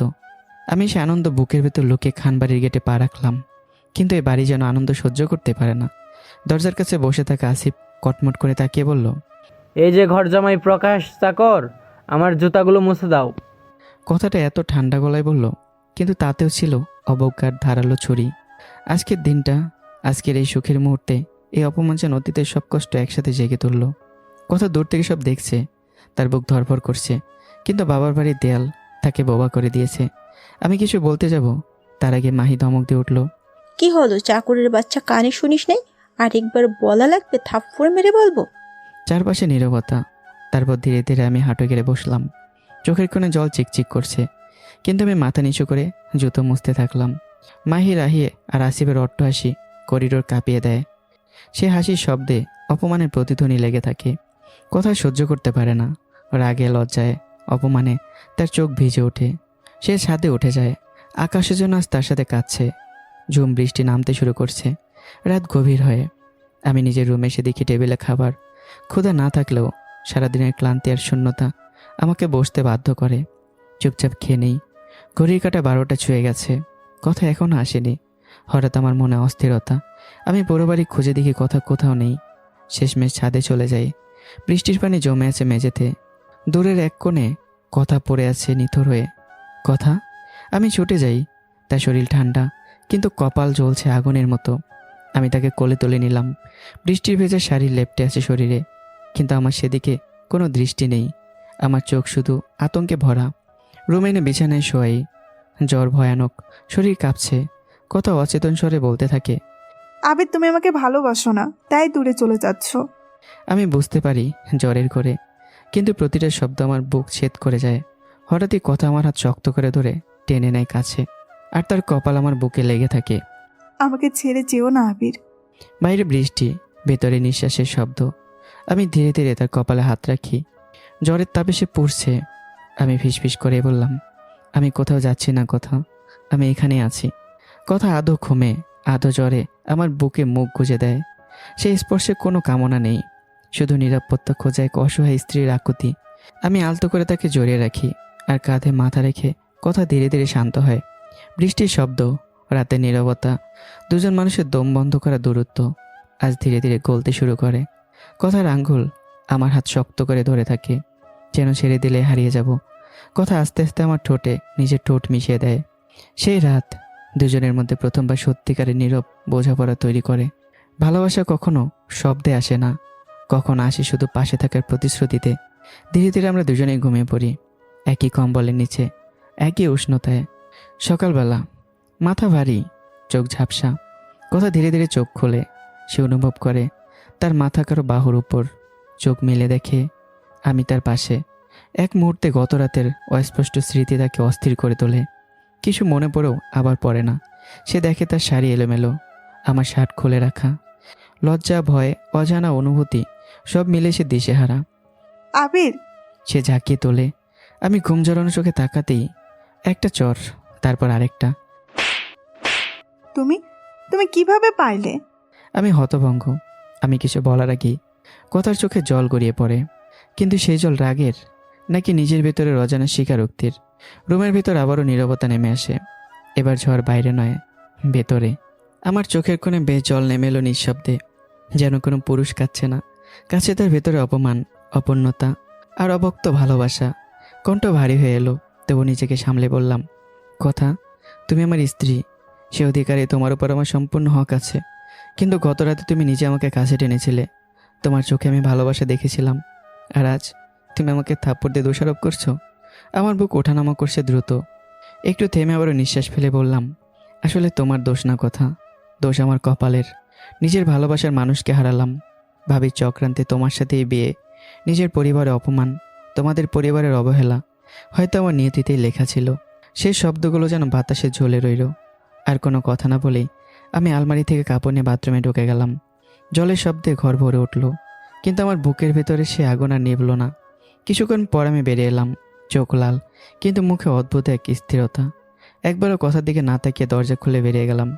দরজা বন্ধ শব্দটা যেন কথার বুকের ভেতরে ধাক্কা মারল।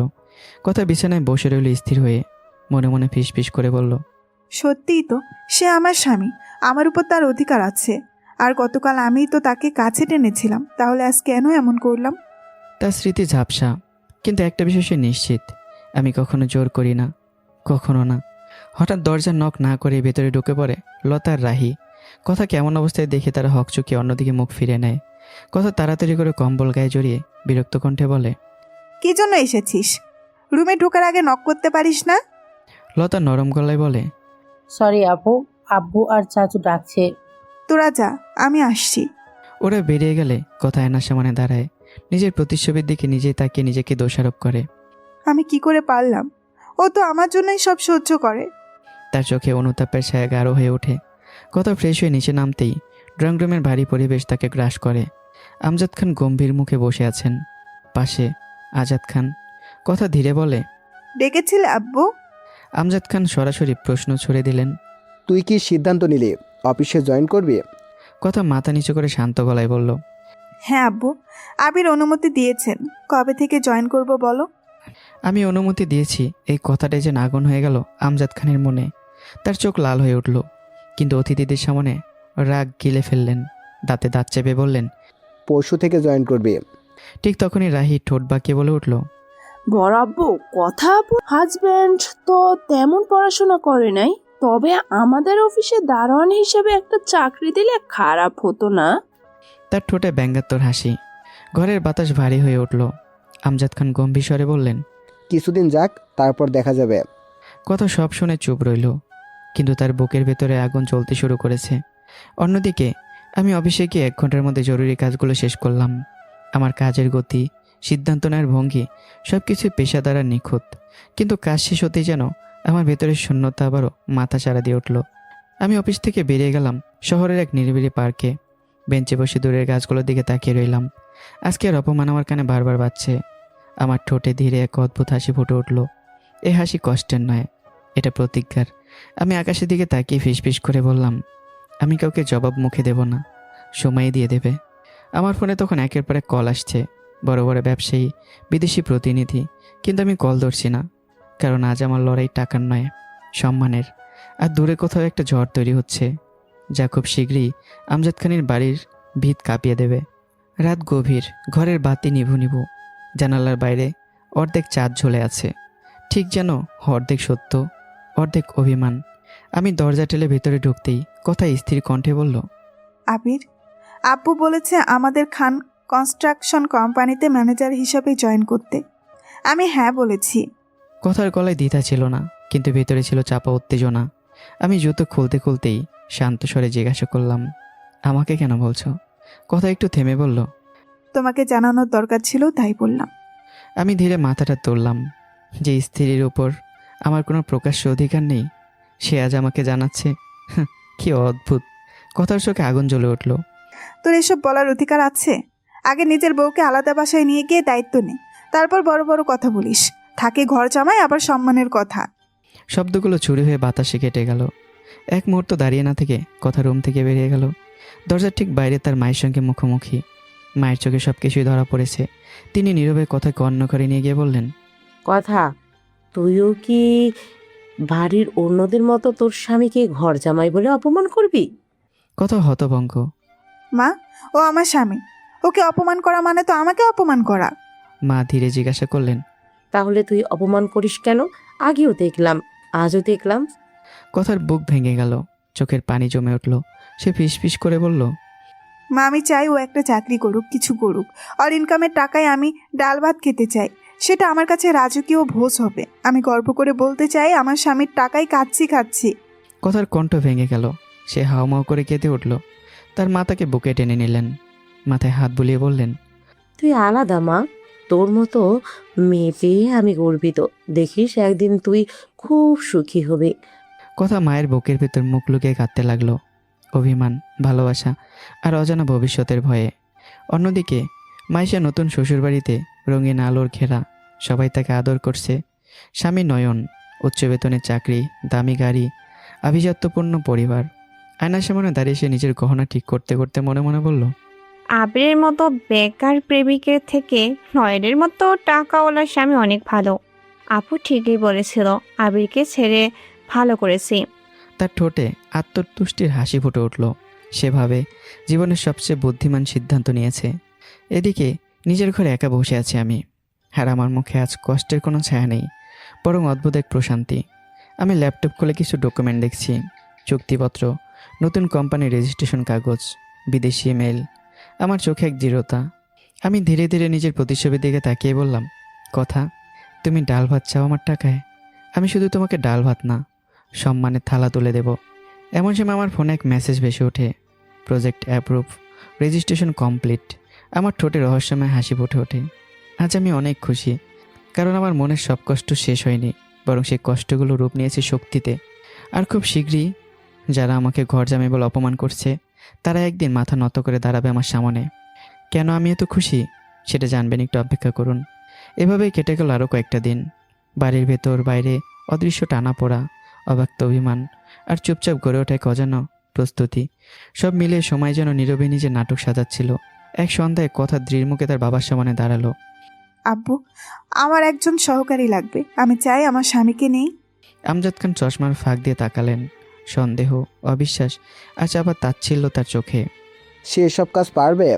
কথা শান্ত স্বরে বলল, আমি শিখিয়ে দিব, আস্তে আস্তে শিখে যাবে। কিছুক্ষণ নীরবতা। তারপর আমজাদ খান গলা খাকড়ি দিয়ে বললেন, ঠিক আছে, তবে একটা শর্ত, অফিসে কেউ যেন না জানে সে এই বাড়ির জামাই, মানে তোমার স্বামী। এটা আমাদের মান সম্মানের ব্যাপার। কথার বুক কেঁপে উঠল, কিন্তু সে মুখে কিছু প্রকাশ করলো না। ঠিক আছে আব্বু, গোপনে থাকবে। রাতে রুমে ফিরে কথা আমাকে বলল, তুমি কাল থেকে এই বাড়ির কোনো কাজ করবে না। কেন? না করলে তো সবাই আর অপমান করবে। তুমি কাল থেকে আমার সাথে কোম্পানিতে জয়েন করবে। তোমার বাবা মেনে নিয়েছে? হ্যাঁ, তবে 2 দিন পর দাদা খান বাহাদুর আসবে, তাই এখন চুপ। আর একটা কথা, অফিসে আমাদের সম্পর্ক গোপন রাখতে হবে। তুমি কি বলেছো? আমি বাবার কথা রেখেছি। এক মুহূর্তে সব নীরবতা। তারপর আবারও বললাম, আমাকে স্বামী হিসেবে পরিচয় দিতে তোমার লজ্জা লাগে না বুঝি? কথা এবার চোখ তুলে দৃঢ় স্বরে বলল, তোমাকে স্বামী বলতে লজ্জা লাগে না, কিন্তু আমার স্বামী ঘর জামাই এটা বলতে লজ্জা লাগে। শব্দগুলো বাতাসে ভাসতে ভাসতে আমার হৃদয় বেঁধল। আমি কিছু বললাম না, শুধু চুপ করে গেলাম। চোখে অদ্ভুত এক স্থিরতা নেমে এলো, যেন কোনো সিদ্ধান্ত আরও পাকাভুক্ত হলো। পরদিন সকালে একই গাড়িতে সরে কথার আমি অফিসের পথে। কথার মনে দায়িত্বের উত্তেজনা, আর আমার মনে অদৃশ্য এক হিসাব। আমি জানি, একদিকে নিজের গোপন কোম্পানি, অন্যদিকে শ্বশুরের অফিস। 2 দিকে সামলানো সহজ নয়, কিন্তু আমার হাসিটা এমন যে আমি কঠিন খেলায় খেলতে অভ্যস্ত। অন্যদিকে আমজাদ খান নতুন এক পরিকল্পনায় মগ্ন। চৌধুরী গ্রুপের সাথে হাত মিলিয়ে জাপানিজ কোম্পানির বড় টেন্ডার নিতে চাইছেন তিনি। সাথে আমাকে কথার জীবন থেকে দূরে সরানো। এই পরিকল্পনার কেন্দ্রবিন্দু সাইমন চৌধুরী, নামেই ভদ্রলোক, স্বভাবে ভয়ঙ্কর, চোখে এক ধরনের বিকৃত আগ্রহ, বিশেষ করে কথার প্রতি। কথার জন্য সে রীতিমতো পাগল। সাইমন চৌধুরী এখনও জানে না কথার বিয়ের বিষয়ে। কথা অফিসে ঢুকতেই সবার সামনে সাইমন এগিয়ে এলো। হাই মিস কথা।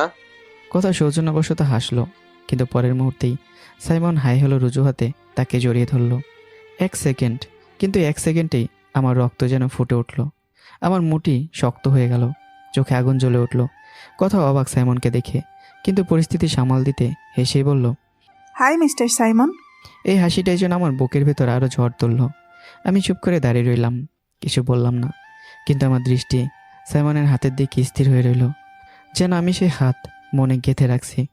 আজ আমি নীরব, কিন্তু নীরবতা ঝড়ের আগের নিস্তবতা। কারণ আমি জানি খেলা এখনও শুরু হয়নি। আর সাইমন চৌধুরী বুঝতেই পারেনি যে সে আগুনে হাত দিয়েছে। সে আগুনে খুব শীঘ্রই তার পুরো পৃথিবী পুড়িয়ে দিতে পারে। সাইমন আর কথা একই সময় একই আকাশের নিচে লন্ডনের ধূসর কুয়াশায় ভেজা দিনগুলোর সহপাঠী ছিল। ক্যাম্পাসের করিডোরে পাশাপাশি হাঁটা, লাইব্রেরির নীরব কোণে ফিসফিসিয়ে স্বপ্ন, সবই ছিল, কিন্তু কথার হৃদয়ে দেশমাটির টান ছিল আরও গভীর। সে ফিরে এসেছিল বাংলাদেশে, আর সাইমন থেকে গিয়েছিল লন্ডনের আলো ঝলমলে জীবনে। কিন্তু তার মনে পড়ে রইল একটাই নাম, সেটা হলো কথা। সময়ের সাথে সে আকর্ষণ অসুস্থ এক আবেশে পরিণত হয়। কথা তার নাগালের বাইরে। এই সত্য মেনে নিতে পারেনি সাইমন। কয়েক মাস আগে আমজাদ খান হঠাৎ এই অতীতের কথা জানতে পারেন। তখনই তার মাথায় জন্ম নেয় এক বিপজ্জনক হিসাব। তিনি গোপনে দেখা করেন সাইমনের বাবা রাজীব চৌধুরীর সঙ্গে। দুজন ব্যবসায়ীর কথোপকথন ছিল শীতল হিসেবে, কিন্তু তার ভিতরে ছিল আগুনের মতো এক পরিকল্পনা একটাই, সাইমনকে ব্যবহার করে কথা আর আমার মাঝে দূরত্ব সৃষ্টি করা, অভিমানকে সন্দেহে আর সন্দেহকে ভাঙনে পরিণত করা। কারণ তারা জানে ভালোবাসাকে বাইরে থেকে ভাঙা কঠিন, কিন্তু ভেতরে ফাটল ধরাতে পারলে বাকিটা নিজেই একদিন ধসে পড়ে। আর সেই ধস নামানোর জন্যই এখন নীরবে খেলা শুরু হয়ে গেছে। সারাদিন অফিসে কাজ শেষ করে আমি সোজা চলে গেলাম নিজের অফিসে, যেখানে জাপানিজ কোম্পানির সাথে কোটি টাকা চুক্তি স্বাক্ষর হয়েছে নিঃশব্দে গোপনে। আর সেই চুক্তির ভরসাতেই দাঁড়িয়ে আছে আমার নতুন স্বপ্ন, একে কন্ট্রাকশন। কিন্তু আজ আমার মন ভারী। সাইমন আর কথার পুরনো বন্ধুত্বের কথা, অফিসে সেই অনাহিত আলিঙ্গন, সব মিলে বুকের ভেতরে এক অদৃশ্য আগুন জ্বলছে আমার। বাড়িতে ফিরে কথা দেখে আমি নেই। ড্রয়িং রুম, ছাদ, বারান্দা, কোথাও নেই। অদ্ভুত এক শূন্যতা তাকে গ্রাস করে। অনেক রাত করে দরজা খুলে আমি রুমে ঢুকতেই কথা এগিয়ে এলো। কোথায় ছিলে অফিস শেষে? আমি জুতো খুলতে খুলতে ঠান্ডা গলায় বললাম, ঘর জামাই হয়েছে বলে কি আমার নিজের কোনো স্বাধীনতা নেই? আমি কি একটু এদিক ওদিক ঘুরতে পারি না? কথার চোখে কষ্টের ছায়া নেমে এলো। আমি তোমার স্ত্রী, তুমি কোথায় যাও সেটা জানার অধিকার আমার আছে। আমি তাকালাম গভীর চোখে, হালকা বিদ্রুপ মেশানো হাসি। সিরিয়াসলি মিসেস কথা, তুমি অধিকার শব্দটার মানে বোঝো? কথা এবারও রেগে উঠল। স্টপ ইট আবির, ভুলে যেও না তুমি এখনো এই বাড়ির ঘর জামাই। এই শব্দটাই যেন বিস্ফোরণ ঘটালো। আমি এক ঝটকায় কথাকে বুকের কাছে টেনে নিলাম। আমার চোখ লাল, গলা ভারী। রাগ শুধু তোমার না, আমারও আছে। কিছুদিন আগেও তুমি নিজে আমাকে কাছে টেনে নিয়েছিলে, আমার অধিকার মেনে নিয়েছিলে, আর সকালে একটা থাপ্পড় দিয়ে সব কিছু দ্বিগুণ করে ফিরিয়ে দিলে। তুমি আমার স্ত্রী, তোমার উপর আমার পূর্ণ অধিকার আছে। তাহলে সেদিন কেন থাপ্পড় মারলে? কথা থমকে গেল, নরম স্বরে বলল, ভুল করেছি, প্রথমবার ছিল, তাও হঠাৎ করে তাই। তাহলে আমাকে প্রতিদিন নিচে ঘুমাতে হয় কেন? কথা চোখ নামিয়ে বলল, আজ থেকে তুমি আমার পাশেই ঘুমাবে। এক মুহূর্ত নীরবতা। তোমার পরিবার যখন আমাকে অপমান করে, তুমি প্রতিবাদ করো না কেন? উল্টো তুমি অপমান করো কেন? কথার চোখ ভিজে উঠল। আমি ইচ্ছে করে করি না, রাগে করি। আমি চাই তুমি কিছু করো, নিজের পায়ে দাঁড়াও। আমাকে স্বামী হিসেবে পরিচয় দিতে যদি লজ্জায় লাগে, তাহলে আলাদা হয়ে যাওয়াই ভালো, তাই না? কথা হাওমাও করে কেঁদে কেঁদে বলে উঠল, তোমাকে স্বামী বলতে লজ্জা লাগে না আমার, কিন্তু ঘর জামাই এটা বলতে লজ্জা লাগে। এই বাড়ির দামি খাবার, পোলাও কোরমা, দামি কাপড়, এসব আমার চাই না। তুমি যদি তোমার ইনকামের টাকায় আলু ভর্তা, ডাল ভাত খাওয়াও, সেটাই আমার কাছে সম্মান। এতেই আমি অনেক খুশি হব আবির। কথা আবারও বলে, যখন সবাই তোমাকে অপমান করে, আমার বুক ফেটে যায়, কিন্তু কিছু বলতে পারি না। তাই উল্টো তোমাকেই কষ্ট দিই, যেন তুমি কিছু একটা করো। কথা কাঁদছে। আমি স্থির হয়ে তাকিয়ে আছি। আমি ধীরে ধীরে কথাকে শক্ত করে জড়িয়ে ধরে বললাম, তাহলে সাইমন চৌধুরীকে ওভাবে জড়িয়ে ধরলে কেন? কথা মাথা তুললে আমার বুকে মুখ রাখলো। তুমি আমার স্বামী, আমার উপর একমাত্র তোমার অধিকার। সাইমন আমাকে পছন্দ করে, আমি করি না। বাবা ওকে এনেছে আমাদের আলাদা করতে, এটা আবার প্ল্যান। তাহলে তো ভালো, কোটিপতি বাবার ছেলে, তুমি সুখী হবে, শান্তিতে থাকবে। কথা ধাক্কা দিয়ে দূরে সরিয়ে দিয়ে বলল, আমি লুভি নয় আবির, টাকা দিয়ে সুখ পাওয়া যায় না। তুমি আমার সাথে থেকে কাজ শিখবে, অন্য কোথাও চাকরি নেবে, তারপর আমরা আলাদা বাসা নিয়ে চলে যাব। এই কথাগুলো যেন আমার বুকের গভীরে আলো জ্বেলে দিল। আমি আবারও কথাকে বুকে টেনে নিলাম। আমার চোখ আজ অন্যরকম দীপ্তি। আমি মনে মনে বললাম, মিসেস কথা, আরেকটু অপেক্ষা করো, তোমার সব স্বপ্ন পূরণ হবে, তবে যেভাবে তুমি ভাবছো সেভাবে নয়। রাত আরও গভীর হলো, কিন্তু এই ঘরের ভেতর ঝড়ের মাঝেও জন্ম নিল এক নতুন প্রতিজ্ঞা। সেই রাতটা যেন আমাদের জীবনের নতুন এক শুরু। অভিমান গলে নরম হয়ে গেল। কথা ধীরে আমার সামনে এসে দাঁড়ালো, চোখে জল, কিন্তু সেই জলের ভেতরেই ছিল গভীর ভালোবাসা। আমি তার চিবুক আলতো করে তুলে ধরলাম, তুমি শুধু আমার। কথা চোখ বন্ধ করে আমার বুকের মুখ লুকিয়েছিল। দুজনের দূরত্ব মিলে গেল নিঃশ্বাসের উষ্ণতায়। জানালার বাইরে চাঁদের আলো সাদা পর্দা ভেদ করে ঘরের ভেতর ঢুকছে। সে আলোয় আমাদের ছায়া এক হয়ে গেল। কথা আমার কাঁধে হাত রেখে বলল, আজ থেকে তুমি আর নিচে ঘুমাবে না। আমি একটু মৃদু হাসলাম আর আঙ্গুলগুলো দিয়ে ধীরে কথার চুলগুলো সরিয়ে দিলাম, গালে আলতো করে ছুঁয়ে দিলাম। সেই ছোঁয়ায় কাঁপলো কথা। ভালোবাসা এবার আর কথায় সীমাবদ্ধ থাকলো না। স্পর্শে স্পর্শে আমরা ডুবে গেলাম আরও গভীরে। অভিমান ভেঙে তৈরি হলো নতুন বন্ধন। দুজনে একে অপর কেমনভাবে আঁকড়ে ধরলাম, যেন পৃথিবীর সব ঝড় আমাদের ছুঁতে না পারে। রাত দীর্ঘ হলো, ভালোবাসার সাগরে ডুবে গেলাম আমরা। সকালবেলা কথা আমার বুকে মাথা রেখে ধীরে বলল, বাবা যেন বুঝতে না পারে আমরা তার প্ল্যান জেনে গেছি। ওকে মাই লাভলি ওয়াইফ। এই বলে আমি কথার কপালে একটা গভীর চুমুকে অষ্টমে চলে গেলাম। কথা বিছানায় বসে মুচকে হাসলো, তার চোখে আজ নতুন আলো। দুজনে ফ্রেশ হয়ে নিচে নামতেই পরিবেশ বদলে গেল। মাহির স্বামী আসিফ ঠোঁট বাঁকিয়ে বলল, কিরে মিস্টার ঘর জামাই, এখন কি শ্বশুরের অফিসের দারোয়ান হলি নাকি? তোর যোগ্যতা তো এর বেশি না। সাথে সাথে মাহি, রাহি, এমনকি তাদের মাও হেসে উঠল। আমজাদ খান অট্টহাসিতে যোগ দিলেন। ঘরের ভেতর সেই হাসি যেন বিদ্রুপের ধারালো ছুরি। কথার বুক কেঁপে উঠল, কিন্তু আমি চুপচাপ দাঁড়িয়ে রইলাম। একবারও প্রতিবাদ করলাম না। শান্তভাবে নাস্তা শেষ করে বেরিয়ে এলাম। আমজাদ খান মনে মনে বললেন, মিস্টার ঘরজামাই, তোকে আমি আমার মেয়ের জীবন থেকে সরিয়েই ছাড়ব। অফিসে কথার সাইমন জাপানিজ প্রজেক্ট নিয়ে আলোচনা করছে। সাইমন বলল, জাপানি কোম্পানির সাথে আমাদের মিটিং হয়েছে, তারা চুক্তি করবে যদি তাদের ইঞ্জিনিয়ার এর সদর আমাদের ফাইল দেখে অনুমতি দেয়। কথা বুড়ুকুসকেই বলল, A17, এটা আবার কেমন নাম? সাইমন হালকা গর্বের সুরে বলল, লোকটা নাকি নিজের কোম্পানি খুলেছে, একে কন্ট্রাকশন।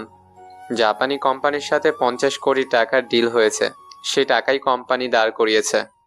তাহলে তো সেই ইঞ্জিনিয়ারের কপাল খুলে গেল। কথা সাইমনের কথোপকথন বাইরে থেকে শুনে আমার ঠোঁটে ধীরে ধীরে এক গোপন হাসি ফুটে উঠল। মনে মনে বললাম, মিসেস কথা, এ মানে আবির, কে মানে কথা, একে কন্ট্রাকশন। তোমার জন্য এই নাম। তুমি আমার সব পরীক্ষায় পাশ করেছো, তাই এটা তোমার জন্য সারপ্রাইজ। এবার তোমার পরিবারের পরীক্ষার পালা। চোখে আজ কোনো কষ্ট নেই, আছে হিসেবে আগুন। ঠিক সেই মুহূর্তে করিডোরের এক প্রান্তে দাঁড়িয়ে আমজাদ খান দৃশ্যটা লক্ষ্য করলেন। আমি কথার কেবিনের বাইরে দাঁড়িয়ে আছি, ভেতরে উকি দিচ্ছি। তার ঠোঁটে ধূর্ত হাসি ফুটে উঠল। কিছুক্ষণ পরে অফিসের কয়েকজন নিম্নপদস্থ কর্মচারীকে ডেকে ফিসফিস করে কিছু নির্দেশ দিলেন। হঠাৎ করে 3জন কর্মচারী এগিয়ে এলো। এই এটা কি করছেন? ম্যাডামের কেবিনে উঁকি মারছেন? লুচ্চামি করছেন নাকি? কথা বুঝে ওঠার আগেই তারা আমাকে ধাক্কা মেরে ফেলে দিল। একজন কলার চেপে ধরল, আরেকজন ঘুষি মারল মুখে, তৃতীয় জন তো লাথি। সব কিছু এত দ্রুত ঘটল, আমি মাটিতে পড়ে গেলাম আর ঠোঁট পেটে রক্ত বেরোতে লাগলো। কিন্তু আমি পাল্টা আঘাত করলাম না, চোখ তুলে শুধু তাকালাম দূরে দাঁড়িয়ে থাকা আমজাদ খানের দিকে। সেই দৃষ্টি ছিল নীরব কিন্তু ভয়ঙ্কর। বাইরে হইচই শুনে কথা ছুটে এলো। দেখে আমি রক্তাক্ত মেঝেতে পড়ে আছি। তার বুক কেঁপে উঠল, চোখ লাল হয়ে গেল রাগে, চিৎকার করে উঠল সে। কেন মারছেন ওনাকে? লোকগুলো বলল, ম্যাডাম উনি আপনার কেবিনে উঁকি দিয়েই। কথা শেষ করতেই দিল না, চট করে একের পর এক চর বসিয়ে দিতে লাগলো তাদের গালে। আমি ওনাকে বাইরে দাঁড়াতে বলেছি, কার অনুমতিতে হাত তুলেছেন? পুরো অফিস নিস্তব্ধ। লোকগুলো মাথা নিচু করে সরে গেল। দূরে দাঁড়িয়ে আমজাদ খান দৃশ্যটা দেখছিলেন। তার ঠোঁটে ছিল চাপা হাসি, কিন্তু সেই হাসির আড়ালে সামান্য আতঙ্কও জন্ম নিতে শুরু করেছে। কারণ তিনি দেখলেন মেয়ের চোখে আজ অন্যরকম আগুন।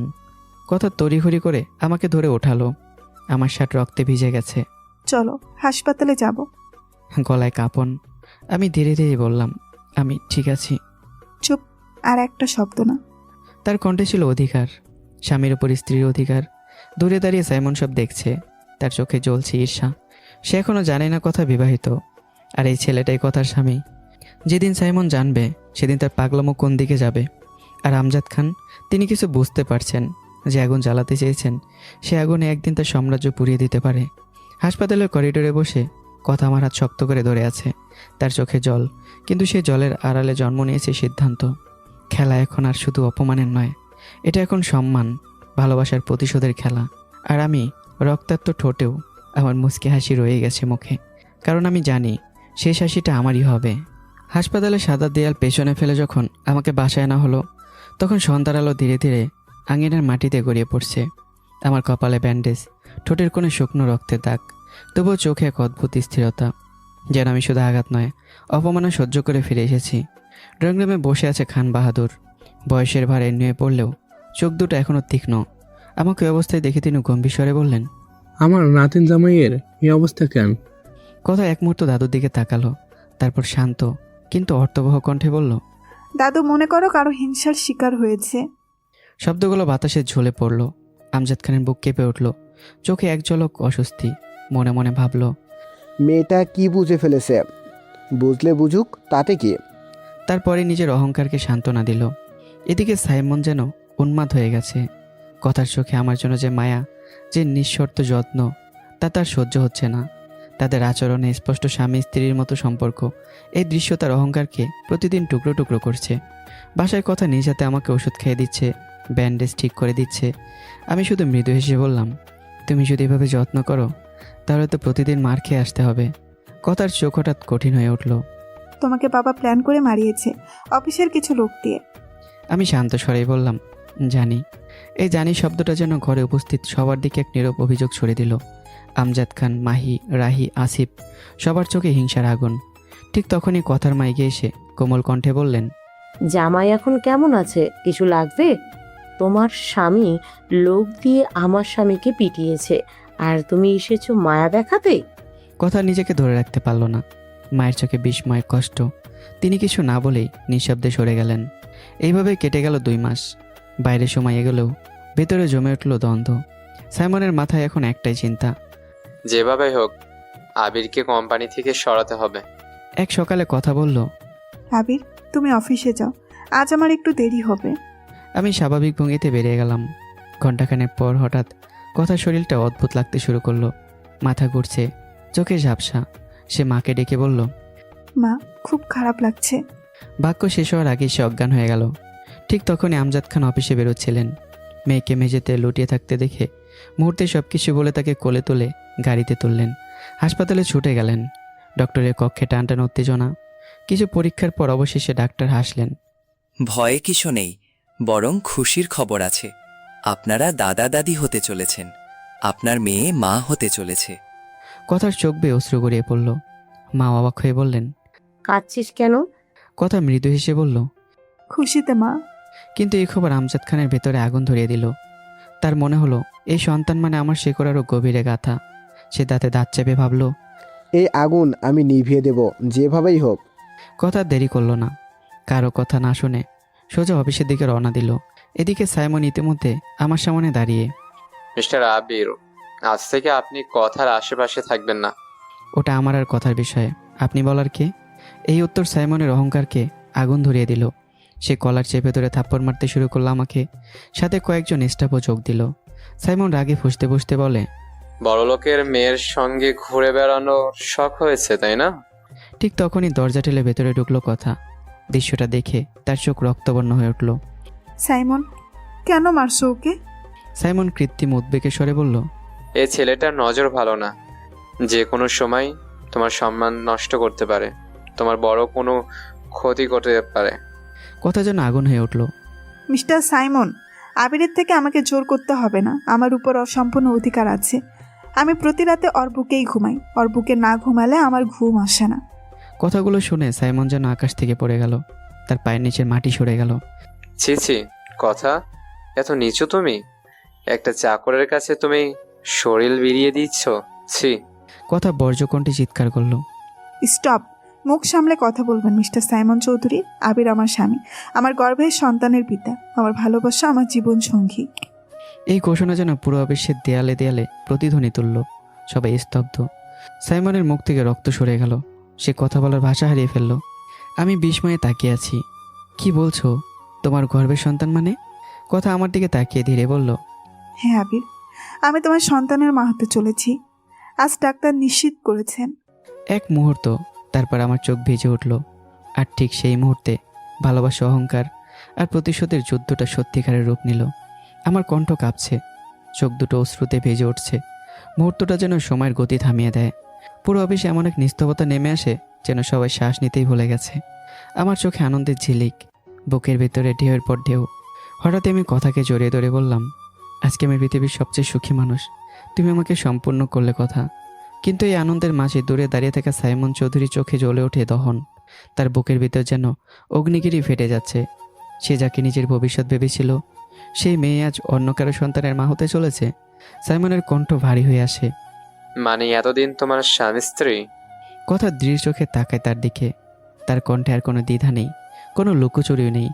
হ্যাঁ, অনেক আগে থেকে, আর আজ থেকে পুরো পৃথিবী জানবে। এই ঘোষণার সাথে সাথেই যেন অফিসের বাতাস বদলে গেল। ফিসফাস শুরু হয়ে চারদিক। যে আবিরকে একটু আগে অপমান করা হয়েছিল, সেই মানুষটা এখন প্রতিষ্ঠানের মালিকের মেয়ের স্বামী। ঠিক তখনই দরজার বাইরে দাঁড়িয়ে থাকা আমজাদ খানের চোখ লাল হয়ে ওঠে। তার বুকের ভেতর ক্ষোভ, অপমান, ক্রোধ সব একসাথে আগুনের মতো জ্বলে উঠছে। সে দাঁতে দাঁত চেপে মনে মনে বলে, না, এই সন্তান পৃথিবীর আলো দেখার আগে আমি সব শেষ করে দেব। আবিরকে আমি মেনে নেব না, কোনোদিনও না। কিন্তু সে জানে না যে মেয়েকে সে এতদিন অবুঝ ভাবত, সেই মেয়ে আজ তার প্রতিটি চাল বুঝে ফেলেছে। কথা আমার দিকে তাকিয়ে ধীরে বলে, এখন থেকে সাবধানে থাকতে হবে। আমাদের সন্তান শুধু আমাদের ভালোবাসার ফল না, এটা অনেকের চোখের কাঁটা। আমি বুঝতে পারি এখন আর লড়াই শুধু সম্পর্কের না, একটা যুদ্ধ ক্ষমতার, অহংকারের আর রক্তের উত্তরাধিকার রক্ষার। সেদিন সন্ধ্যায় বাড়িতে ফিরে খবরটা ছড়িয়ে পড়ে আগুনের মতো। খান বাহাদুর নাতনির মাথায় হাত রেখে বলে, আমার বংশের নতুন প্রজন্ম আসছে, আমি দেখতে চাই কে আটকায়। এই কথা শুনে আমজাদ খান আরও অগ্নিমূর্তি ধারণ করে। তার চোখে প্রতিশোধের ছায়া ঘনীভূত হয়। এদিকে সাইমন রাতভর ঘুমাতে পারে না। তার মাথায় একটাই চিন্তা, যদি আমাকে সরিয়ে দেওয়া যায় তাহলে কি সব বদলে যাবে? পরদিন সকালে কোম্পানির ভেতর অদ্ভুত এক উত্তেজনা। হঠাৎ খবর আসে জাপানিজ প্রজেক্টের ইঞ্জিনিয়ার A17 নিজে বাংলাদেশে আসছেন ফাইল চূড়ান্ত করতে। কথার মাথায় একটাই চিন্তা, A17 কি আমাদের ফাইল পছন্দ করবে? এসব শুনেই আমি মুচকি মুচকি হাসি। পরদিন অফিস রুমে হঠাৎ করেই ভারী পায়ের শব্দ। আমজাদ খান দ্রুত ভিতরে ঢুকে গম্ভীর কণ্ঠে বলে উঠলেন, কথা, চৌধুরী গ্রুপ আমাদের সঙ্গে কাজ করবে না। তারা কিছু শর্ত দিয়েছে, শর্ত মানলে তবে প্রজেক্টে কাজ করবে। ঘরের বাতাস যেন হঠাৎ ঠান্ডা হয়ে গেল। কথা ধীরে উঠে দাঁড়ালো। তার চোখে বিস্ময়, সঙ্গে অদ্ভুত সন্দেহের ছায়া। কি সত্য? আর সাইমন এমন করছে কেন? আমজাদ খান ঠোঁট চেপে বললেন, সাইমন ছাড়া আমরা এই প্রজেক্ট পাবো কিভাবে? কথার কণ্ঠ কঠিন হয়ে উঠল। আগে এটা বলো, সত্য কি?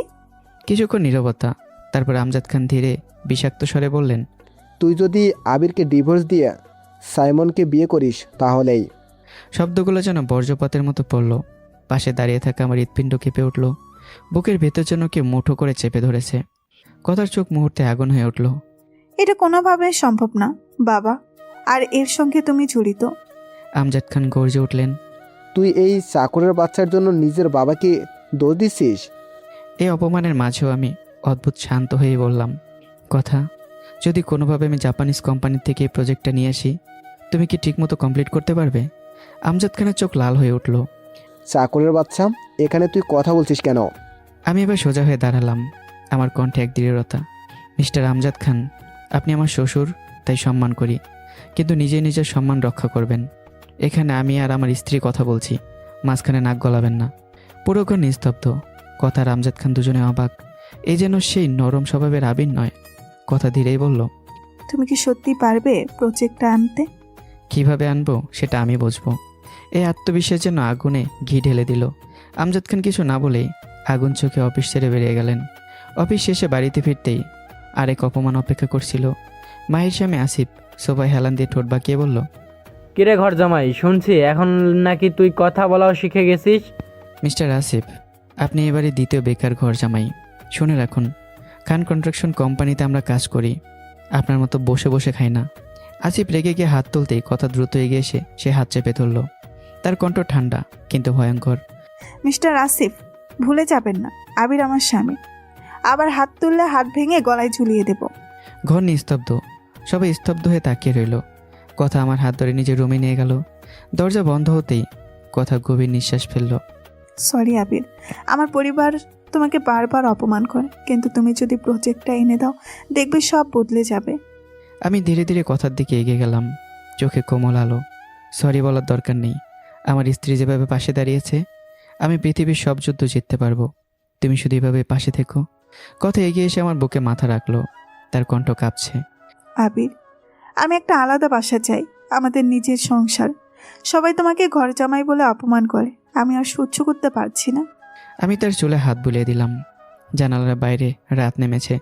দূরে কোথাও বর্জ্যের মৃদু গর্জন, যেন আসন্ন ঝড়ের পূর্বাভাস। আমরা আমাদের নিজের আকাশ বানাবো কথা, যেখানে কারো অপমান থাকবে না, থাকবে শুধু তুমি আর আমি আর আমাদের স্বপ্ন। কিন্তু আমরা জানি না এই স্বপ্নের পথে এখনও দাঁড়িয়ে আছে ক্ষমতার লোভ, অহংকারের আগুন আর প্রতিশোধের অন্ধকার ছায়া। ঝড় কেবল শুরু হয়েছে। আমজাদ খান ও সাইমন চৌধুরী মিলে নতুন প্ল্যানে ব্যস্ত। পরদিন ভোরের আলো ফুটতেই আরেকটি দৃশ্যের খেলা শুরু হলো। আমজাদ খান ও সাইমন চৌধুরীর মুখে ব্যবসার কথা বললেও ভেতরে ভেতরে তাদের লক্ষ্য একটাই, এই প্রজেক্টকে হাতিয়ার করে আমাকে আর কথাকে আলাদা করা। অফিসে ঢুকে কথা দেখল, তার কেবিনে সাইমন বসে আছে, পাশে আমজাদ খান। ঘরের বাতাসে অদ্ভুত এক গম্ভীরতা। আমজাদ খান গলা কাপড় দিয়ে বললেন, কথা, আমি সাইমনকে বুঝিয়েছি ব্যবসার স্বার্থে জাপানিজ প্রজেক্টে আমাদের সঙ্গে কাজ করবে। কথা খানিকটা স্বস্তির নিঃশ্বাস ফেলল। তাহলে তো আর কোনো সমস্যা নেই। সাইমন কৃত্রিম হাসি রেখে বলল, আগামীকাল আমি নিজের প্রজেক্ট জমা দিয়ে আসবো। ওকে সাইমন। কথার কণ্ঠ স্বাভাবিক, কিন্তু আমি লক্ষ্য করলাম সাইমনের চোখে আজ এক অদ্ভুত নরম ভাব, অতিরিক্ত নরম যা। সাইমন হঠাৎ আমার দিকে তাকিয়ে বলল, সরি আবির, আমি জানতাম না তুমি কথার স্বামী, তাই ভুল করেছে। ইটস ওকে মিস্টার সাইমন, এমন হয়। কিন্তু আমার ভেতরটা অস্থিরতায় কুঁকড়ে উঠল। এই পরিবর্তনটা খুব দ্রুত, খুব সহজ। এত সহজে কি মানুষ বদলায়? সাইমন ও আমজাদ খান বেরিয়ে যেতেই কথা উচ্চসিত কণ্ঠে বলল, আবির দেখো, সব সমস্যার শেষ। আমি আর কিছু বললাম না। এই মুহূর্তে আমি কথার মুখের হাসিটা নষ্ট করতে চাই না। সন্ধ্যা আমরা দুজন অনেকদিন পর একসাথে বের হলাম। একটা শান্ত পার্ক, গাছের ছায়া, হালকা বাতাস। কথা তার এক হাত দিয়ে আমার হাত জড়িয়ে ধরেছে। আমার মনে অদ্ভুত শান্তি লাগছে আজ। আমি মনে মনে ভাবছি, এত বড় পরিবারের মেয়ে, খান বংশের উত্তরাধিকারী, অথচ বিন্দুমাত্র অহংকার নেই। সে জানে আমি শিক্ষাগত দিক দিয়ে ততটা বড় নই, তবুও নিঃসংকোচে আমাকে নিজের জীবনের সঙ্গী করেছে। আল্লাহ, তোমার কাছে লাখো কোটি শুক্রিয়া। কথা হঠাৎই বলে উঠল, কি ভাবছো মিস্টার বোকা হাজব্যান্ড? আমি বোকা হলাম কিভাবে? তুমি যদি বোকা না হতে তাহলে মাইশা কিভাবে টাইম পাস করতো? আসলে আমি তোমার ভাবি ও মাইশাকে ধন্যবাদ দিব কোনো একদিন। কেন ধন্যবাদ?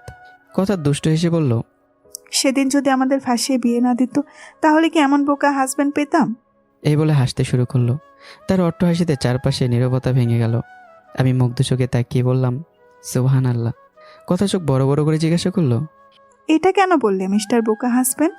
কারণ আল্লাহ আমাকে এত সুন্দর একটা স্ত্রী দিয়েছে তাই। এই নিখাত মুহূর্তে যখন আমাদের ভালোবাসা বাতাসে ভেসে বেড়াচ্ছে, হঠাৎই সামনে এসে দাঁড়ালো মাইশা। দুজনেই থমকে গেলাম। মাইশার চোখে বিদ্রুপ, ঠোঁটে তাচ্ছিলের হাসি। খিরে বেকার ছেসরা কাজের মেয়ের সাথে জীবন কেমন চলছে? কথার মুখ মুহূর্তেই শক্ত হয়ে গেল। সে আমার দিকে তাকিয়ে শান্ত স্বরে বলল, চলো বাসায় যাই। এসব স্বার্থপর বেইমান লোভী মানুষের কাছে থেকে দূরে থাকাই ভালো। হ্যাঁ, ফালতু মানুষের সাথে কথার কোনো মানেই নেই।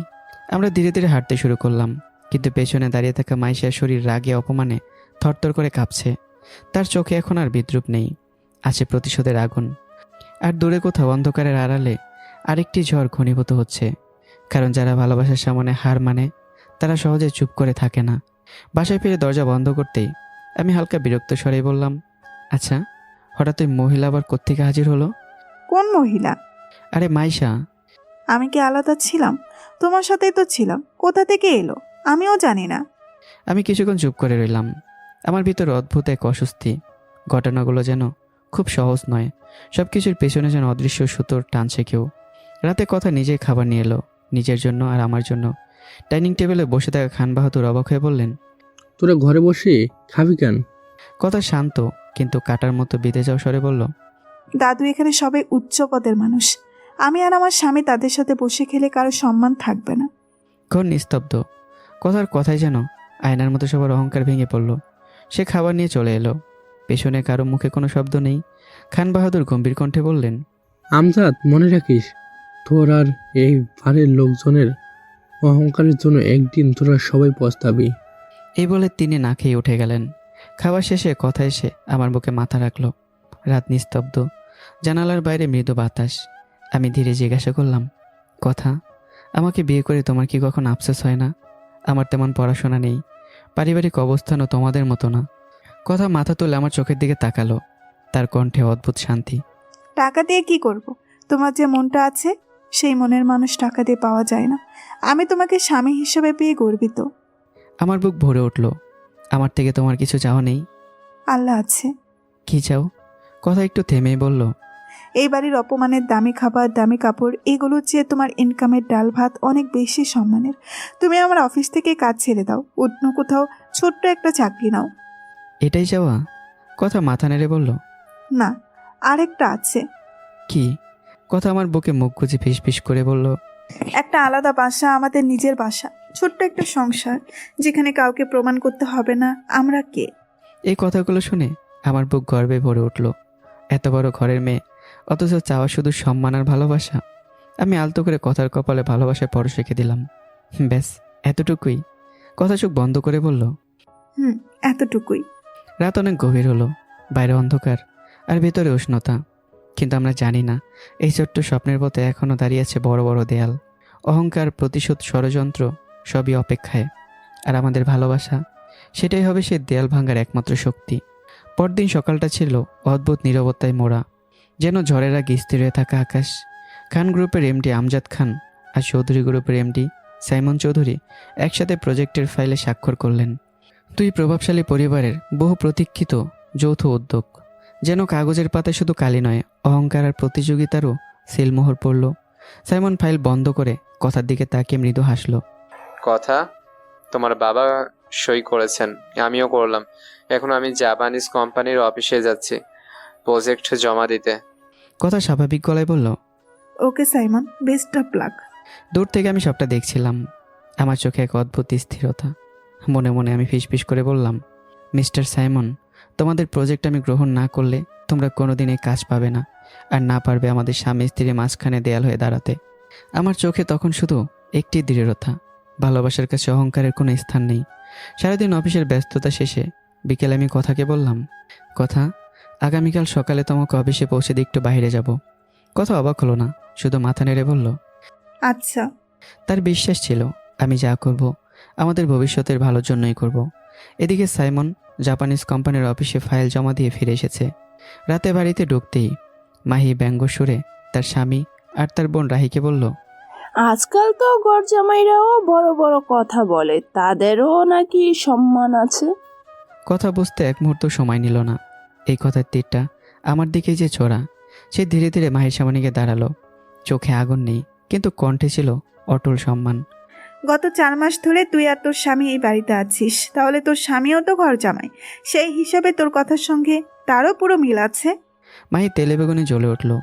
রাগে অপমানে তার মুখ লাল হয়ে উঠল, কিন্তু কথার এক মুহূর্ত সময় নষ্ট করলো না। সে আমার হাত ধরে চুপচাপ নিজের রুমে চলে এলো। কথা জানে প্রতিটা অপমানের জবাব শব্দ দিয়ে দিতে হয় না, কখনো কখনো সম্মানটাই সবচেয়ে বড় উত্তর। পরদিন সকালে আমি কথাকে অফিসে পৌঁছে দিয়ে সোজা চলে গেলাম জাপানিজ কোম্পানির অফিসে। সেখানে বসে বসে খান গ্রুপ ও চৌধুরী গ্রুপের যে যৌথ প্রজেক্টের ফাইল সেগুলো দেখছিলাম। অন্য পরিচয়ে, অন্য অবস্থানে। অন্যদিকে কথা অফিসের কাজে ব্যস্ত। হঠাৎ ফোন বেজে উঠল। হ্যাঁ, কে বলছেন? ওপাশ থেকে ভদ্রমহিলার কণ্ঠ। খান গ্রুপ থেকে মিস কথা বলছেন। কথা গম্ভীর হলো। খান গ্রুপ থেকে মিসেস কথা বলছি। ওপাশ থেকে উত্তর এলো। আমি জাপানিজ কোম্পানি থেকে নিশা বলছি। আপনাদের মিস্টার সাইমনের চলাফেরা ও আচরণ আমাদের A17 ইঞ্জিনিয়ার সাহেবের পছন্দ হয়নি, তাই এই প্রজেক্ট আপনাদের দেওয়া হচ্ছে না। লাইন কেটে গেল। কথার মাথা যেন ঝনঝন করে উঠল। এই অযৌক্তিক কারণ, শুধু আচরণ পছন্দ হয়নি বলে 1000 কোটি টাকার প্রজেক্ট বাতিল। সে তড়িঘড়ি করে তার বাবা আমজাদ খানকে সব জানালো। এর মধ্যে সাইমন এসে উপস্থিত। সাইমন উত্তেজিত কণ্ঠে বলল, এটা কেমন কথা? আমার আচরণ পছন্দ হয়নি মানে? আমি তো শুধু ফাইল জমা দিয়ে চলে এসেছি। আমজাদ খানও বিস্মিত। যুক্তিসঙ্গত কারণ না দেখিয়ে এমন সিদ্ধান্ত? কথা গভীর নিঃশ্বাস নিল। তার ভেতরে কোথাও সন্দেহের ক্ষীণ আলো জ্বলতে শুরু করেছে। বাবা, তুমি চিন্তা করো না, আমি নিজে যাচ্ছি জাপানিজ কোম্পানির অফিসে। সাইমন, তুমি বাবার সাথে থাকো। তার কণ্ঠে ছিল দৃঢ়তা, যেন সত্যের মুখোমুখি দাঁড়াতে প্রস্তুত এক নারী। কিন্তু সে কি জানে, সে অফিসে আজ হয়তো খুলে যাবে এক গোপন পর্দা। এই A17 মানে তার স্বামী আবির ও একে কন্ট্রাকশনের মালিক। কথা কি জানতে পারবে তার স্বামী আবিরের আসল পরিচয় আর নীরব আত্মসম্মানের আড়ালে লুকোনো শক্তি? এই গল্প কোনো ঘর জামাইয়ের গল্প নয়, এটা এক স্বামী স্ত্রীর গল্প, যেখানে ভালোবাসা মানে অহংকার নয়, মানেই পাশে দাঁড়ানো। সম্মান মানে দান নয়, মানে ভাগ করে নেওয়া।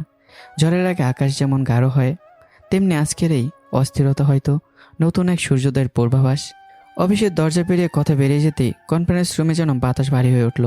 কাছের দেয়ালের ওপরে শহরের ব্যস্ততা, আর ভেতরে জমে থাকা হিসাব নিকাশ, টাকার সম্পর্কও। আমজাদ খান ঠান্ডা গলায় বললেন, সাইমন, এই প্রজেক্ট না পেলে যেমন আমাদের ব্যবসায় প্রচুর লোকসান হবে, তেমনি আমি কথাকে ওই ঘর জামাই হারামজাদার থেকে আলাদা করতে পারবো না। এই প্রজেক্টের অজুহাতে তুই কথার সাথে মিশতে পারিস। কথার অনুপস্থিতিতে তার কণ্ঠে ছিল কৌশল আর আক্রাশের মিশেল। সাইমন ধীর স্বরে বলল, আঙ্কেল, কথা ঠিক, কিন্তু আমার চলাফেরা বা বিহেভিয়ারের জন্য প্রজেক্ট ক্যান্সেল, এটা মানতে পারছি না। আমজাদ খান চেয়ারে হেলান দিলেন। এই 17 সেই ইঞ্জিনিয়ারকে আমরা একে অপরকে চিনি না, হঠাৎ এমন সিদ্ধান্ত কেন? সাইমন কিছুক্ষণ চুপ থেকে আবারও বলল, এখন কথা কি পারবে এই প্রজেক্ট জানতে? আমজাদ খান ঠোঁটে কৌতূহল মিশ্রিত হাসি টানলেন। 2000 কোটি টাকার প্রজেক্ট যেভাবেই হোক পেতে হবে, এক ঢিলে 2 পাখি। তার চোখে তখন শুধু ব্যবসা নয়, মেয়ের জীবন নিয়ে এক অদৃশ্য খেলা। অন্যদিকে অন্য এক ঘরে জমছিল আরও ভয়ঙ্কর ঝড়। মাইশা তার বোনের বাসায় গিয়ে উত্তেজিত গলায় বলল, আপু, তোর দেবর আর ওই কাজের মেয়েটাকে আজ পার্কে দেখলাম, কি রোমান্টিক ভাবে হাত ধরে হাঁটছে। আমার ভাবি চোখ বড় বড় করে বললেন, কি বলিস? তোকে দেখছে? কিছু বলেছিস? মাইশার ঠোঁট বাঁকিয়ে বলল, বলেছি, কিন্তু ওরা আমাকে এমন অপমান করেছে, বিশেষ করে ওই কাজের মেয়েটা।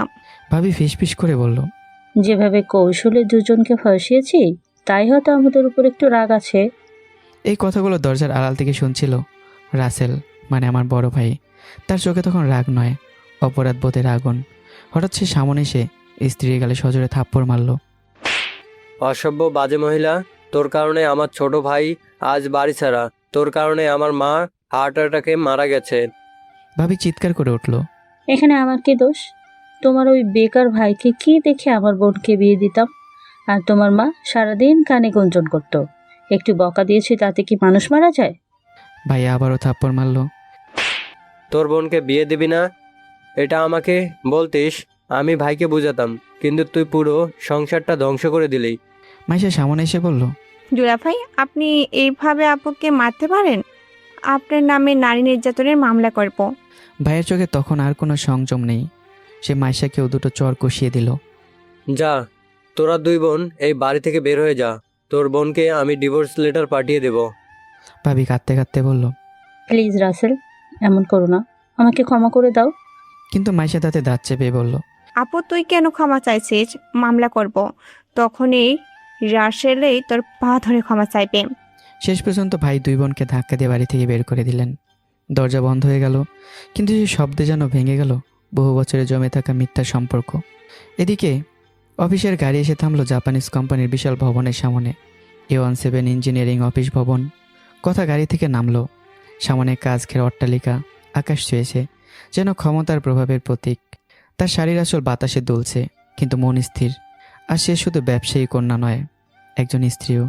তার চোখে আজ প্রশ্ন, এই প্রজেক্ট বাতিলের পিছনে কি সত্যিই সাইমনের আচরণ, নাকি লুকিয়ে আছে আরও কোনো বড় রহস্য? লিফটের দরজা খুলল, সে ভেতরে পা রাখল। অন্য এক তলায় একটু কনফারেন্স রুমে বসে আছে আমি। সামনে সে একই ফাইল, পরিচয় তবে অন্য নামে, অন্য মর্যাদায়। আজকে মুখোমুখি হব দুজন। আজকে খুলে যাবে আমার গোপন পরিচয়ের পর্দা। কাচের দেয়ালের ওপারে শহর, আর ভেতরে সত্যের অপেক্ষা। মিটিং রুমে বসে আমি ব্যস্ত, গম্ভীর মুখে জাপানিজ প্রতিনিধিদের সঙ্গে আলোচনা করছি। প্রজেক্টের প্রতিটি শর্ত, প্রতিটি ধারা ঠান্ডা মাথায় যাচাই করার কোনো ভুল নেই, কোনো আবেগ নেই। কিন্তু তখন আমি জানতাম না, একটা তুফান দরজার বাইরে দাঁড়িয়ে আছে, আমার নিজের জীবনেরই তুফান। কথা রিসিপশনে দাঁড়িয়ে প্রশ্ন করলো, মিস্টার A17 কোথায়? রিসিপশনিস্ট বিনয়ের সঙ্গে বলল, স্যার মিটিং রুমে আছেন, আপনি একটু অপেক্ষা করুন। সেই একটু অপেক্ষায় 1 ঘন্টা হয়ে গেল। কথার চোখে বিরক্ত জমলো। সে আর অপেক্ষা করলো না, সরাসরি এগিয়ে গেল মিটিং রুমের দিকে। দরজা ধাক্কা দিয়ে ভেতরে ঢুকে উচ্চস্বরে বলল, মিস্টার A17 কে এখানে? মুহূর্তটা যেন সময়কে থামিয়ে দিল। সব চোখ ঘুরে গেল তার দিকে। আর ঠিক সেই মুহূর্তে কথার আর আমার চোখে চোখ পড়ল। দুজনেরই শ্বাস থেমে গেল। কথার চোখ বিস্ময়ে বড় হয়ে উঠল। আমার বুক ধরপড় করতে লাগলো। আমার হাতে ফাইল কাঁপছে, পাও থরথর করে কাঁপছে। একজন জাপানিজ প্রতিনিধি আমার দিকে ইশারা করে বলল, উনি A17 মিস্টার আবির আহমেদ। কথার বুকের ভেতর যেন হাজার প্রশ্ন জমে গেল। অভিমান, অবিশ্বাস, আঘাত, ভালোবাসা সব একসাথে।